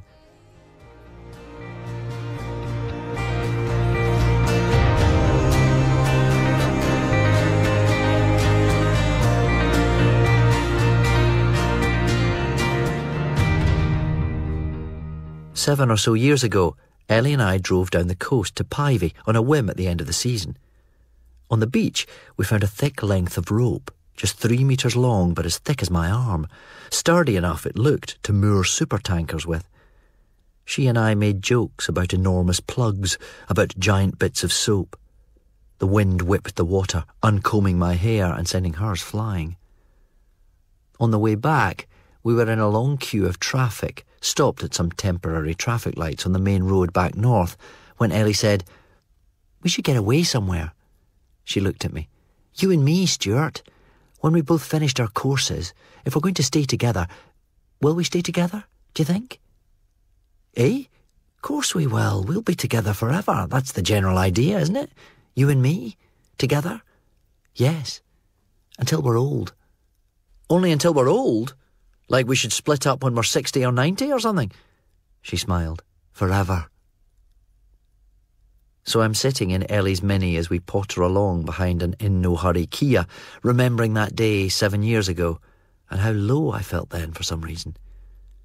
"I don't want you to..." Her voice trails off. She shakes her head, puffs her cheeks and blows air out, making the kind of noise I associate with exasperated Parisian taxi drivers. She looks at me. I'm looking at her. "It is over," she says, turning her attention back to the road. She spares me only occasional glances after this. "You mean you and me?" "Yeah, I'm not... It's all in the past now, yeah? All done with. Water under the bridge, soap under the wedding ring and all that. That's how you feel? I mean, it is, isn't it?" What sort of idiot would I be to feel any other way? "Okay, but I need a real answer." "Okay, in some ways my feelings haven't changed. Towards you, I mean." She nods thoughtfully, drives calmly. "You asked, so I'm telling you." But by this point I start to realise I'm talking just to fill the silence, and so I shut up. "So," I found myself saying eventually, "did you come to find me because the boys roughed me up?" "I suppose I did. They'd made me angry, made me want to get back at them. Told them I was coming over to your mum and dad's just to talk to you, or I'd make a point of seeing you at the funeral tomorrow, and Donald would know all about it if they even thought of threatening you again. So... stupid." She shakes her head. "I kind of need your word on this, Stuart. I mean, seriously, properly. It'll go no further if that's what you... Okay, here it is. Dad, Don, has actually suggested maybe I should take over. Seriously, the whole business. Everything. In fact, particularly the illegal side." "God." Ellie nods. "My first thought too." "Geez, you're not even thinking of..." "Stuart, are you remembering what I do these days?" "Oh, yeah. Drug counselling, rehab, whatever." Some people would think that'd be great cover." "Yeah, I guess some people would." "Maybe it'll all get legalised and you can turn legit, or just go back to running the property and transport businesses." Ellie shakes her head. "Maybe, who knows." After a while I say, "Of course, there's always Greer. She might be up for it." "Careful, for you tread upon my nightmares." I can't help laughing. She wouldn't. I think about it. Would she? Elle smiles. No, she wouldn't, and the boys certainly wouldn't take orders from her. Do you two not get on at all, then? We get on fine, Elle says, almost indignant, when we meet up. She shrugs. We just take some care to make sure we don't meet up too often. She left some photo shoot she was working on in Montserrat the other day. Just walked out and flew home on no notice. You mean, like, just to be here this weekend? Yup. Never thought she and old Joe were even that close. So what? I ask her. Greer just upped and left as soon as she heard Joe was dead. Nope. Day or so after. Aha. Yeah. Ah bloody ha, as you might say. Stuart.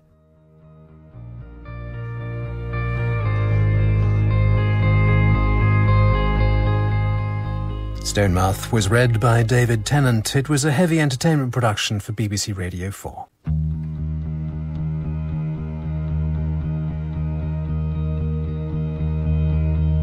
Loving you isn't the right thing to do. How can I ever change things that I feel? When Greer was 14, she really wanted a horse, but her dad wouldn't buy her one. Ponies had been good enough for Ellie, but then she'd kind of outgrown that phase, and besides, Greer wasn't good with pets. She sulked mightily. There was some heroic door slamming. Dawn retaliated by having all the house doors fitted with those overhead hydraulic closing gizmos that close doors automatically and softly. The following spring, the main lawn of Hill House suddenly erupted into flower. From bulbs somebody had dug into the grass the year before. The flowers made up a picture of a severed horse's head, maybe 5 or 6 metres from the tip of its nose to the ragged bloody neck. Red tulips stood in for the blood. Greer denied everything and suggested it might be some sort of underworld message from a business associate of Donald's. Ellie heard that the resulting explosion of rage from her dad made Greer wet her pants. Aye, she's some kid, I said, when Ellie first told me all this. She's frightening, Ellie said. 14-year-olds just don't usually think that far ahead. Ellie and I walk up the grassy slope back into the sunlight and along the stone summit of the dam wall to a metal bridge over the overflow at the eastern edge. Do you ever feel like you're just waiting to die? She asks, not looking at me. Not really, no, I tell her. But I'm thinking, this is a bit heavy. Not wanting to die, she says, just waiting for it to happen. Like you're already anticipating the end. I nod. Always good to have something to look forward to. Sometimes I feel like I just want to keep my head down, never get beaten up or raped, never become a refugee or a war widow, never starve or have to bury my own children. Compared to that, what you did to me was nothing. But you still took me to the station. I leave it a few moments, then ask, why did you do it? What, spirit you away? Protect you? Yeah. There must have been part of you wanted the boys to give me a good kicking right then. She shakes her head. No, there wasn't, not right then. She looks at me with a strange expression. One I'm not sure I can read at all. You want to know the truth? I've rarely, maybe never, felt so alive, so in control, so good about myself as I did that night. She looks away, sighs. Want to come to mine for something to eat? It'll just be pasta or stir-fry or something. Thanks, I'd love to. This isn't, coffee, she tells me with a small smile. You know, that old thing. I manage a smile too, from more innocent days. Just a meal. Then I'll take you back to your folks. I know. Appreciated. Come on then. She hands me the Minnie's key, so I drive us back to her flat in the converted mansion called Carndine Castle. She goes to the loo. I'm told to put some music on, make myself at home. What to choose? Be too trite to select something we both loved. Aretha Franklin and Think, finally. Elle reappears, minus fleece, with an open shirt, light blue, worn loose over her tee. You can help if you like. Love to. We eat in the kitchen.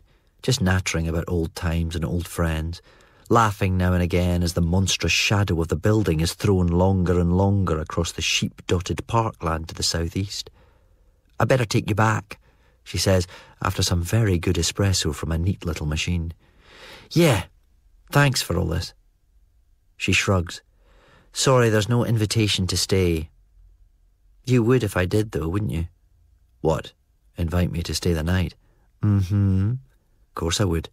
Thought so." She nods at my jacket. "Get your coat, love." She drives me back through a starry night, the Mini's headlights piercing the fragrant late summer darkness of the parkland around the old building. We pull up outside Mum and Dad's. Ellie leans over quickly and kisses me on the cheek. Tomorrow. I watch the Mini's lights disappear round the corner and touch my cheek where she kissed me. "Still more than you deserve," I murmur to myself.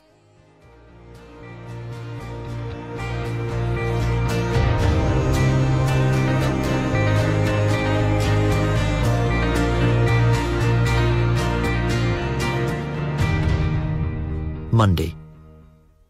It's another one of those diaphanous days, the toon submerged in a glowing mist from dawn onwards. It's supposed to lift later, according to the forecast, though the forecasting people are notoriously bad at getting the toon's weather right. "Do you know," Dad says, as we stand in the crowd gathered round the graveside on Hulshire's Hill, "I'm nearly 50, and this is the first actual interment I've been to." "It's a good crowd," Mum says, looking round. I caught a glimpse of Mr. and Mrs. Murston, him looking grim, her with her mouth set tight. Mostly, I watched Ellie and Greer. They walked together, looking straight ahead, beautiful in black. Their grandad, old Joe Murston, would have thought they were both lovely. I didn't doubt. The family got to the graveside and sat down, and I lost sight of the girls. I looked around, then spotted Ferg further up the hill, passing a silvery hip flask to a tearful-looking, raven-haired girl next to him. The family troop back down to the ancient Daimlers and stretch Fords and Volvos, and the rest of us disperse amongst the gravestones to find our own highly scattered cars and minibuses, while the sky above us teases out its cloudy wisps from gold to streaked and filmy blue as a light breeze picks up off the sea. We're back to the Mearnside Hotel and Spa for the post-funeral ceremony cold collation, as it is so charmingly entitled. "Think I'll get buried at sea," Dad says gruffly, though he's grinning. "Fine, I'll expect a discount on the hire of the dredger." Dad chuckles wheezily. Ferg inspects me when we meet up in the giant bay window that forms most of the reception room's eastern edge. I'm holding a whisky from the welcome table by the doors. "Who was that girl you were plying with drinks in the graveyard?" "Plying? There's a word one hears all too seldom these days, don't you think?" Avoiding the question, there's a phrase one hears all too frequently. "Name's Charlene. Used to cut what was left of the late Mr. Murston Sr.'s hair in the local tonsorial emporium." I look round. "She's still here?" "Back to work. But we sort of have a date afterwards." We clink glasses. "To Joe," I say. "So a friend said they saw you in Elle's car yesterday evening, late-ish. What did you talk about? Anything salacious?" "Some interesting stuff. Can't divulge." "Of course not," Ferg says, rolling his eyes. "You are a sort of bilge of last resort for interesting information, aren't you, Stuart?" "So you didn't?" I can neither confirm nor deny. But no." "Bodie," Dad says, arriving holding a whisky. He transfers it from one hand to the other to shake Ferg's hand. "How's it hanging?" "Little left of true as usual, Stuart's dad. Please, call me Ferg." Dad laughs. "What are you two hatching? Looked deep in conversation there."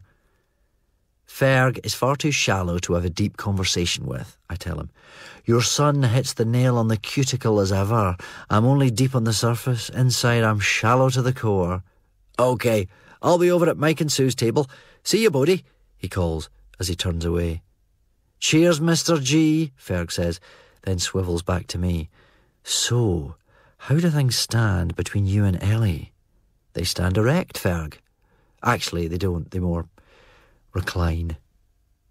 Ferg looks at me for a bit longer, then finishes his second whisky. Shall we to the groaning buffet tables? Yes, I suppose we... Stuart, a deep, purposeful voice says. Ferg. Pow, hello, Ferg says, shaking the impressive mitt of Powell Imrie as he arrives to loom over us. Dressed in formal black, Powell looks even more like a high-class bouncer than usual. Heard Murd and Norrie came to see you yesterday. That's right, I agree. You okay? Fine. Wasn't anything to do with me, just want you to know that. Didn't think it was, Powell. He glances smoothly round towards the centre of the room and the Murston family table. I've had a wee word. Shouldn't happen again. Thanks. Dad and I head to the Murston table. Will I do the talking? He asks quietly en route. Fine by me. The three brothers are wolfing into seconds, and Mrs. M is staring into a small mirror, reapplying makeup when we arrive. Donald has seen us coming and stands to shake our hands stiffly. Ellie's watching me, a small, sad smile on her face. I'd better get back to work, Dad tells me, near the doors. He holds my elbow briefly. You take it easy, Chief, okay? Aye, aye, sir. No. Seriously, son. Seriously, aye, aye, Dad. I'll be fine. Ferg is loitering by the end of the buffet table, filling his face and eyeing the desserts. I lift a sticky cocktail sausage from his plate. I inspect the sausage, eat a chunk, and put it back on his plate. But then we should get drunk. Back on message at last, about time. He nods at the half-eaten sausage. I'm still going to eat that, you know. I've drifted towards a crowd of people standing near the bar. The Murston brothers are reminiscing about old Joe, and Meadow has decided to tell a story. Anyways, he says, supping quickly from his pint, he's got this bucket of water at the side of the gates, on the inside like. So he's out of the wall, hunkered down there inside the cemetery, waiting for his pals. And what he does is, he sticks his horn in the bucket of water. And he's like this for 5 minutes or 10 or something. Norrie whistles. I'd be bloody cold. Murdo gulps more beer. He's like this for 5 or 10 minutes, with his horn getting colder and colder, and then he hears his pals coming down the road, and does his pal no do what he always does, and stick his hand through the cemetery gates, offering to shake horns with the deed.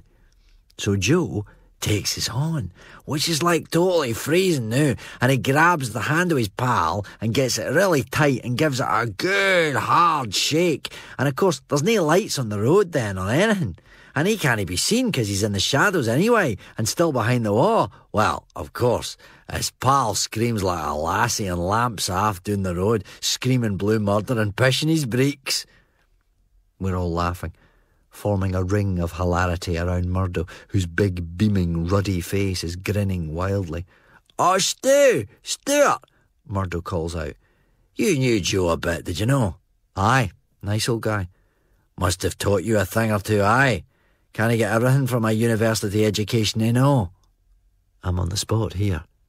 Since I saw his body in the funeral parlour a couple of days ago, I've been trying to think of something wise or profound Joe said, and there's really only one thing I can remember. Yeah, he said something once about how one of the main mistakes people make is thinking that everybody else is basically like they are themselves.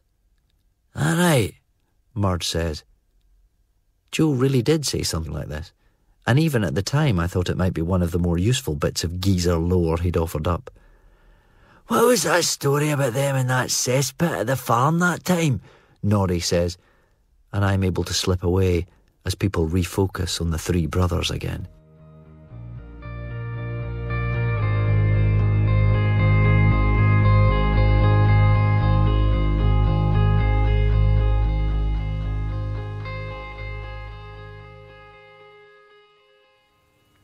Stonemouth by Iain Banks was read by David Tennant. It's a heavy entertainment production for BBC Radio 4.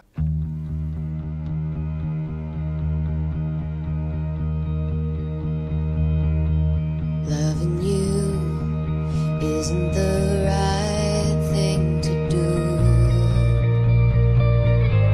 How can I ever change things that I feel?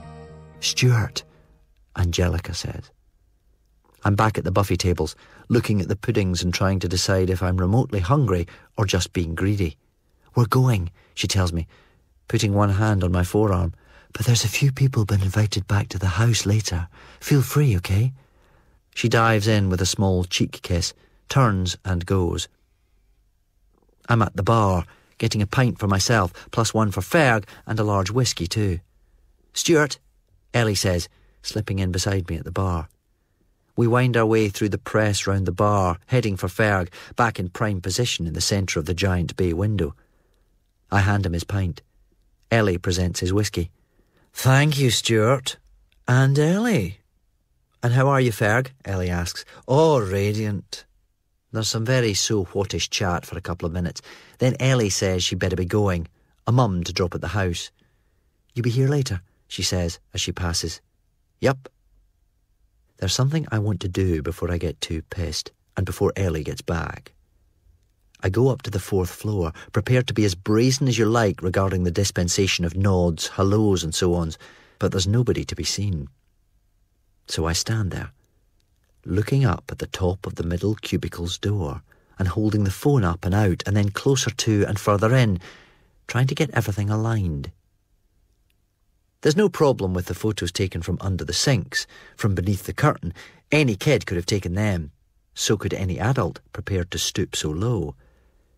It's this one. The one featuring the pair of red satin gloves hoisted ecstatically, if I may make so immodest, above the cubicle door that poses credibility problems. Nothing fits until I'm standing upright. The image, and by implication the camera that took it, at about adult head height. I try to get a word with Greer, but at the same time I don't want to just rock up to the Murston table, not with the Surly brothers using it as their base for expeditions to the bar and with the disapproving relations in attendance. The third time, in the corridor just outside the function room, Greer looks like she's going to walk right past me again, ignoring me, even after a perfectly audible "Greer!" I step in front of her. She almost collides with me. She frowns, makes to go past. Stu, do you mind? I block her again. Greer, what do you think you're doing, Gilmore? Shit, it's Fraser, her brother.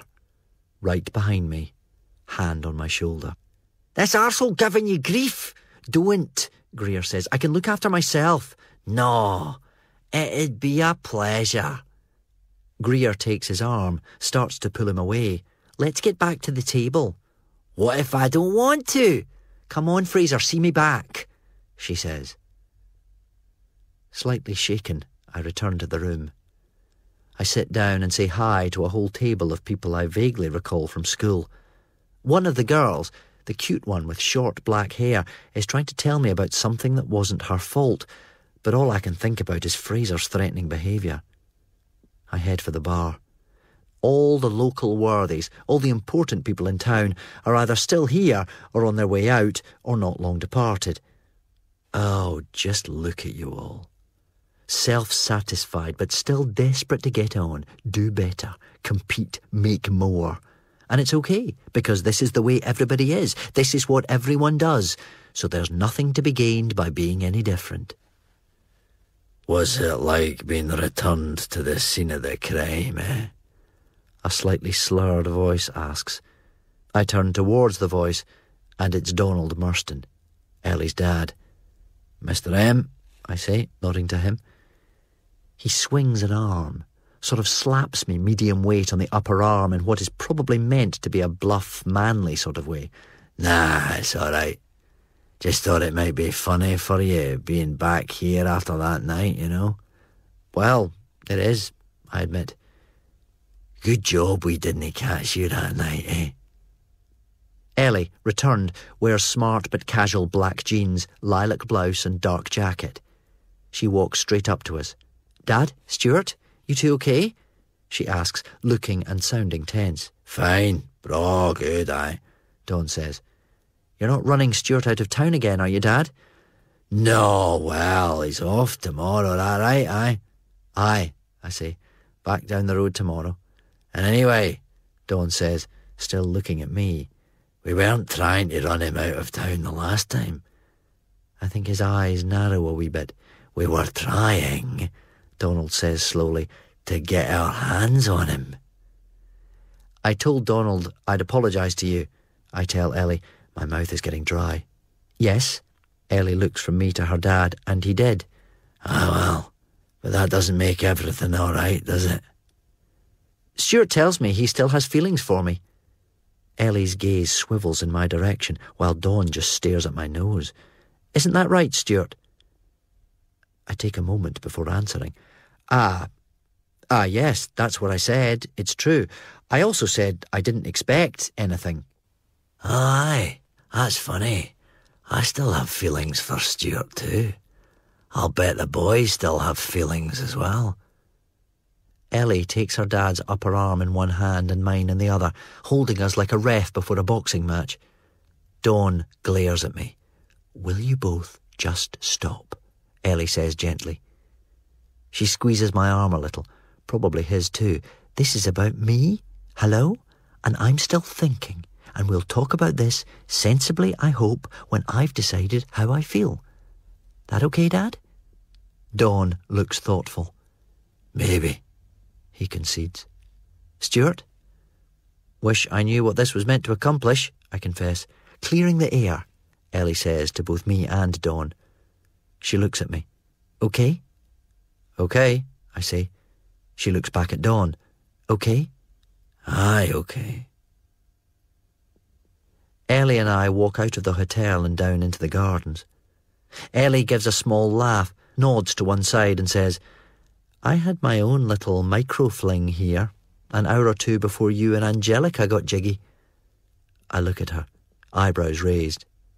Dean Watts, remember him? Yep. Ellie nods. I sort of let him kiss me, just back there. I know. I saw, I tell her. You saw me and Dean? Yeah. I wasn't following you, just coincidence, but yes. You never said. We resume our descent of the stone stairs. Greer told Jell that you'd always wanted to get off with her. With Jell, I mean, Ellie says. We keep on walking. Did she now? Jell let it slip once. We had a drunken night of blame, recrimination, apologies, forgiveness, and some wine-fueled tears and hugs a couple of years back. She sighs, rubs her hands together, palms flat as she leans on the wall. I'm not sure what I feel about you, she tells me. It's not that I have to search for feelings about you, that they're so minor or hidden I need to look hard to find them. It's more that I have really intrusive feelings about you. But they're contradictory, they clash, and I can't work out the balance of them. Not yet. So part of you still hates me. Hate might be too strong. I take a deep breath. Look, I think part of me just wants to know you don't hate me. Part of me just wants your forgiveness so I can feel I'm not that bad a person after all, and then I bugger off back out your life again so I can get on with my own life. What do you want of me, Stuart? She asks softly. What is it you want to ask me? Or tell me? I take a deep breath and let it out. I'll always love you, Ellie. Even if we never see each other again and I find somebody else and I fall completely in love with her and she becomes the love of my life and we have kids and live happily together for the next 60 years, I'll still always love you. But I can't offer you any more than I did before. And I let you down then. She smiles. I've stopped hating you. And I never entirely stopped loving you, even though I probably should have. She shrugs. I'll always be part of this family, Stuart. I know. There's a pause. Then she says, the thing about Callum? What? He might have been pushed, and he might have deserved it. I think about this. Uh-huh. Okay. So who did the pushing? The boys. Dawn, possibly. First thing I thought when I heard Callum was dead was that Greer had actioned her plan about accusing him, or threatening to accuse him, of raping her that night in his bed when she was still a kid. As it turns out, Callum might have been in talks with one of the businesses from Glasgow, the same people who tried expanding into Stonemouth a few years ago and were sent homeward to think again. But I could be wrong. It could all be wrong. She flexes, using her backside to push herself away from the wall. Come on. Well past time I had a proper drink. I push away too. Amen to that.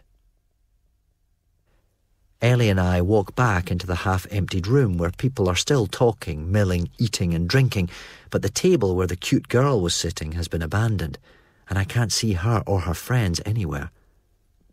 I leave Ellie talking to an old academy pal and tell her I won't be long. Stonemouth being the size it is, it takes all of 5 minutes of just asking around to find out who the people at the table were and who the cute girl with the black hair is. I even get her phone number. I take another walk outside. Tasha? Yeah? Stuart Gilmore. We were talking earlier. Oh, yeah. Hello again. Tasha, I take it you were one of the kids who had the digital cameras at Lauren McLaughlin and Drew Linton's wedding. Would that be right? Well, yeah.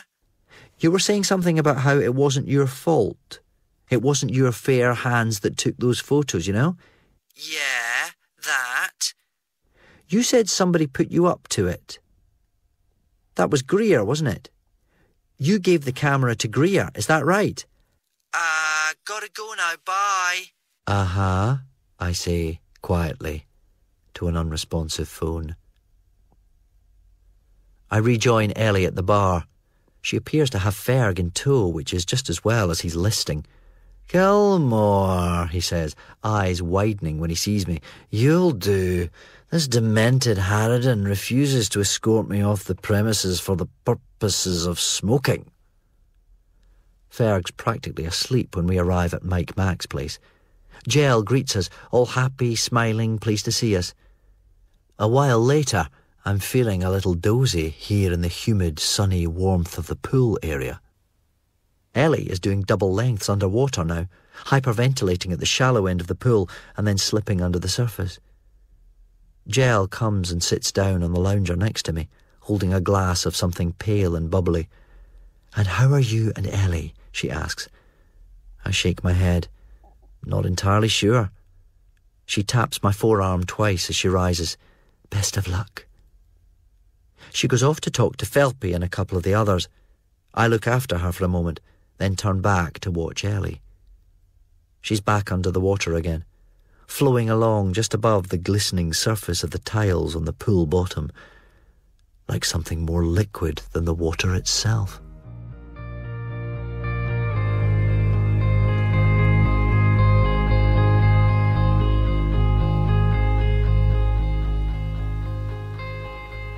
Stonemouth was read by David Tennant. It was a heavy entertainment production for BBC Radio 4.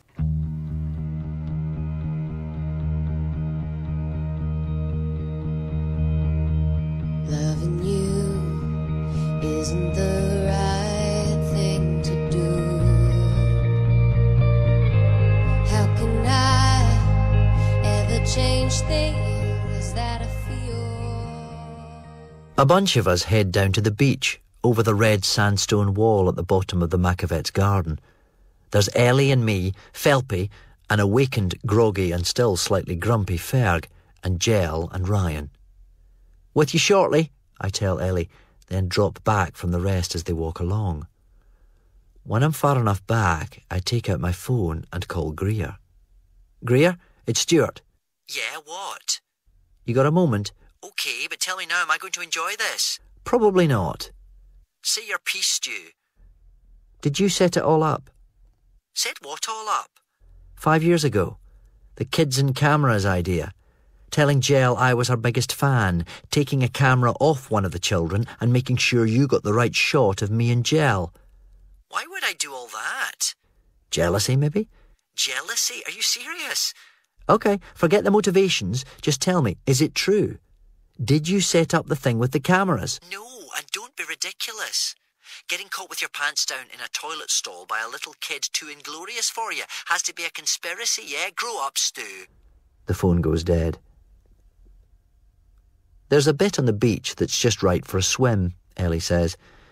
Looks a bit cold, Jell says. Ryan looks like he'd happily volunteer to go in with Ellie, skinny dipping if necessary, but can't bring himself to say it. We'll just watch you, Felpy says, with what might be a leer. Yes, do try not to drown, Ferg tells her, rummaging through one of the cool boxes, probably looking for the drink with the highest ABV. Ellie is putting on a day-glow yellow bathing cap, tucking her hair up into it. I'll try, she says. I saunter over to Felpy, sit by him for a bit. How you doing, Felpy? How's life, anyway? Felpy grins at me, rotates his shoulders inside his tee and fleece and nods. Oh, fine. Funny old day, eh? I nod. Funerals are sometimes, I suppose. Heard there might have been a wee contretemps between you and Fraze earlier in the Mernside. That right, eh? I waggle a hand. Minor misunderstanding. Still, best be careful with Fraze, eh? Have been, I tell him. Will be. Ellie's been in the sea for about 8 minutes. I keep scanning the water, staring into the ephemeral chaos of the waves, trying to see the yellow bathing cap. Is that somebody's phone? Felpy says. Thought I heard that a minute ago, Ryan says. Wasn't sure. Not mine, Jill says. Left it in the house. Ferg is checking his phone. Me neither. Ellie's, Jill says. Could be her dad, Ferg suggests. Late for her tea, probably. The ringtone cuts off. We sit watching the waves for a few more seconds until it goes again. By now, I guess we're all thinking that, assuming it's the same person calling each time, there might be some sort of emergency. Think we should answer it? Ryan asks. At least see who it is, Jill suggests. I lift Ellie's jacket up, pull her generations-old Nokia out and look at the screen. It says Greer. I glance out at the waves again, but there's still no sign of Ellie. She's been out a while now, well over 10 minutes. Her phone goes off in my hand, making me jump. It's Greer again, I tell the others. I'd answer it, Jill says. I will if you won't. No, it's okay, I tell her, lifting the phone to my ear and pressing the green phone symbol. Greer, it's Stuart. Ellie's in the water. Can I help? Where are you? We're on the beach at the end of the prom, North End. Listen, there's been a situation up here. Dad and Murdo got a bit leery with each other. Murdo pulled, but Powell's gone and... Well, it's Fraser. Fraser? Set off a couple of minutes ago, roaring drunk in his pickup. Couldn't stop him. Might be looking for you. Me? You, Stuart. Yes, you. Why? Why do you think? Get away from there.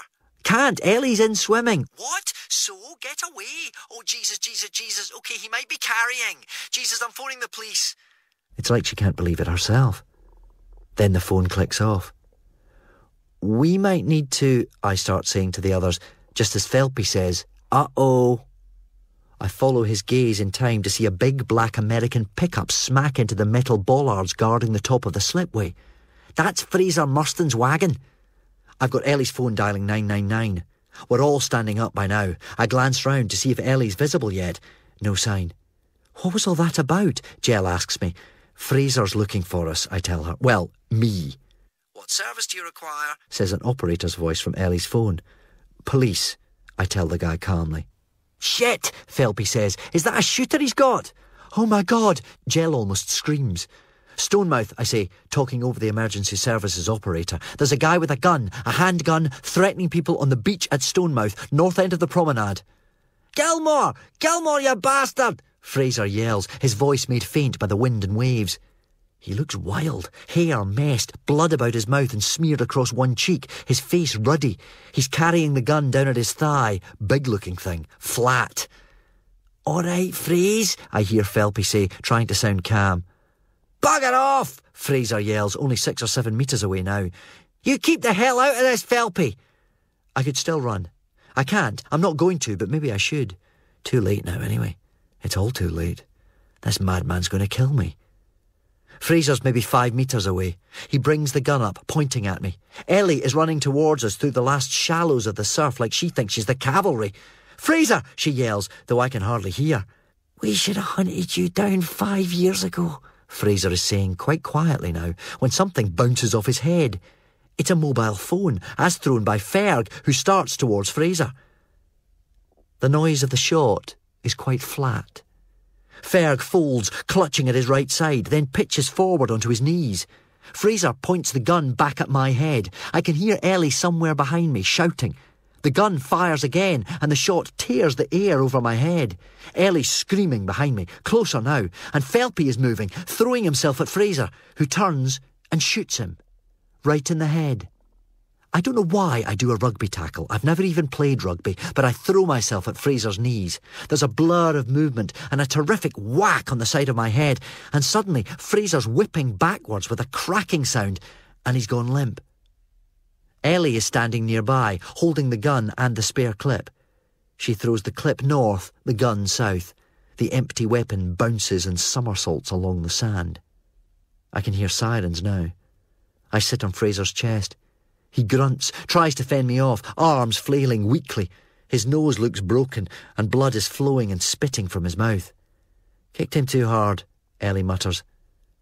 By Felpy's body, Gel, on her knees, puts back her head and howls.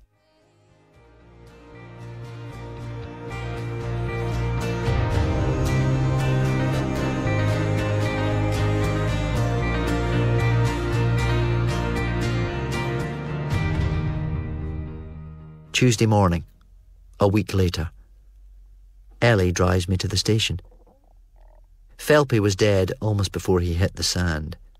Ferg is alive and getting better. Fraser's got a multiply fractured jaw, a broken nose and missing teeth. They came and took the hire car away. I wouldn't have been fit to drive the next day anyway. Plus, of course, there was the matter of helping the police with their inquiries. Fraser is being strongly advised to plead guilty by the very best legal brains money can buy in Scotland. They'll plead mitigating circumstances to try to get the sentence reduced. These might include grief relating to his grandfather's funeral, continuing grief relating to his brother Callum, and perhaps familial shame regarding my seeming reinstatement in his sister's affections. There's been what you might call a summit meeting between Dawn and Mike Mack, and apologies made. Dawn will be pleased to pay for Felpy's funeral and to make a generous donation to his family or a charity of their choice. So there's still Felpy's funeral to come. That might be a while off yet, while the murder case is squared away, but of course I'll be coming back for it.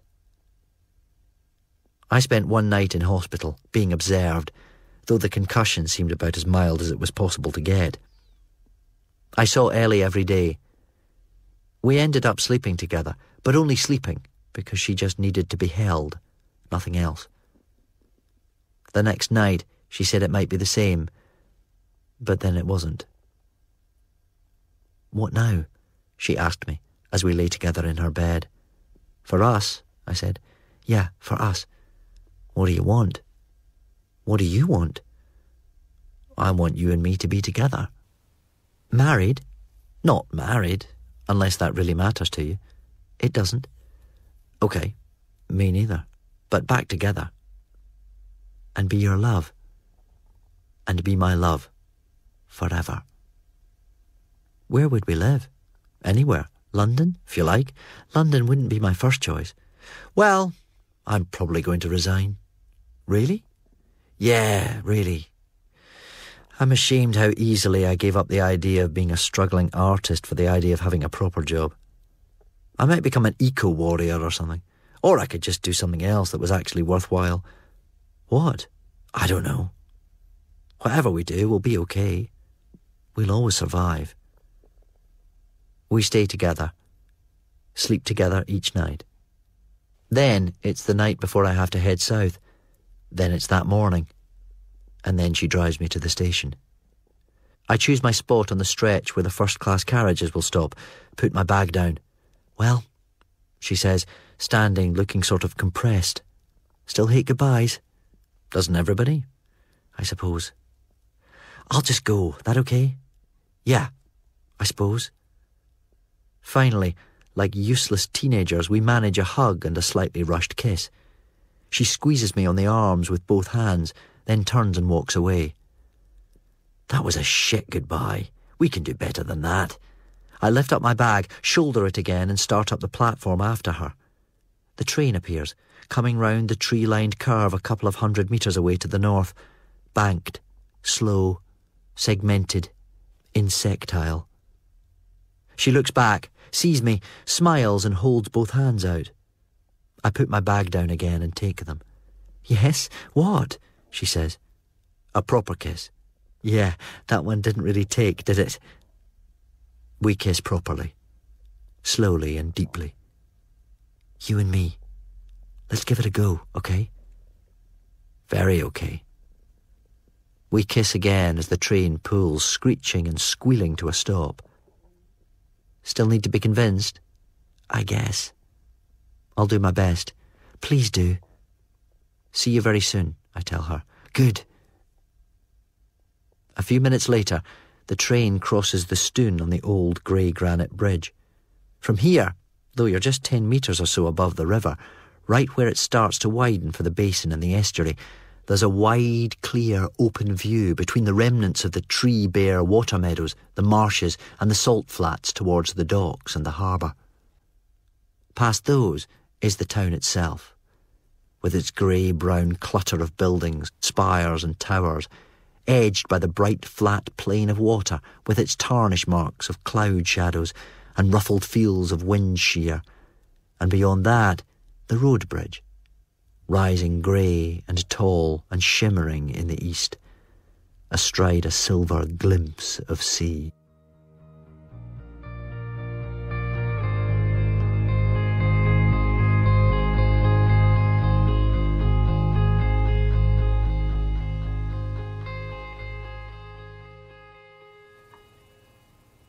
Stonemouth by Iain Banks was read by David Tennant. It was abridged by Peter Mackie and was a heavy entertainment production for BBC Radio 4.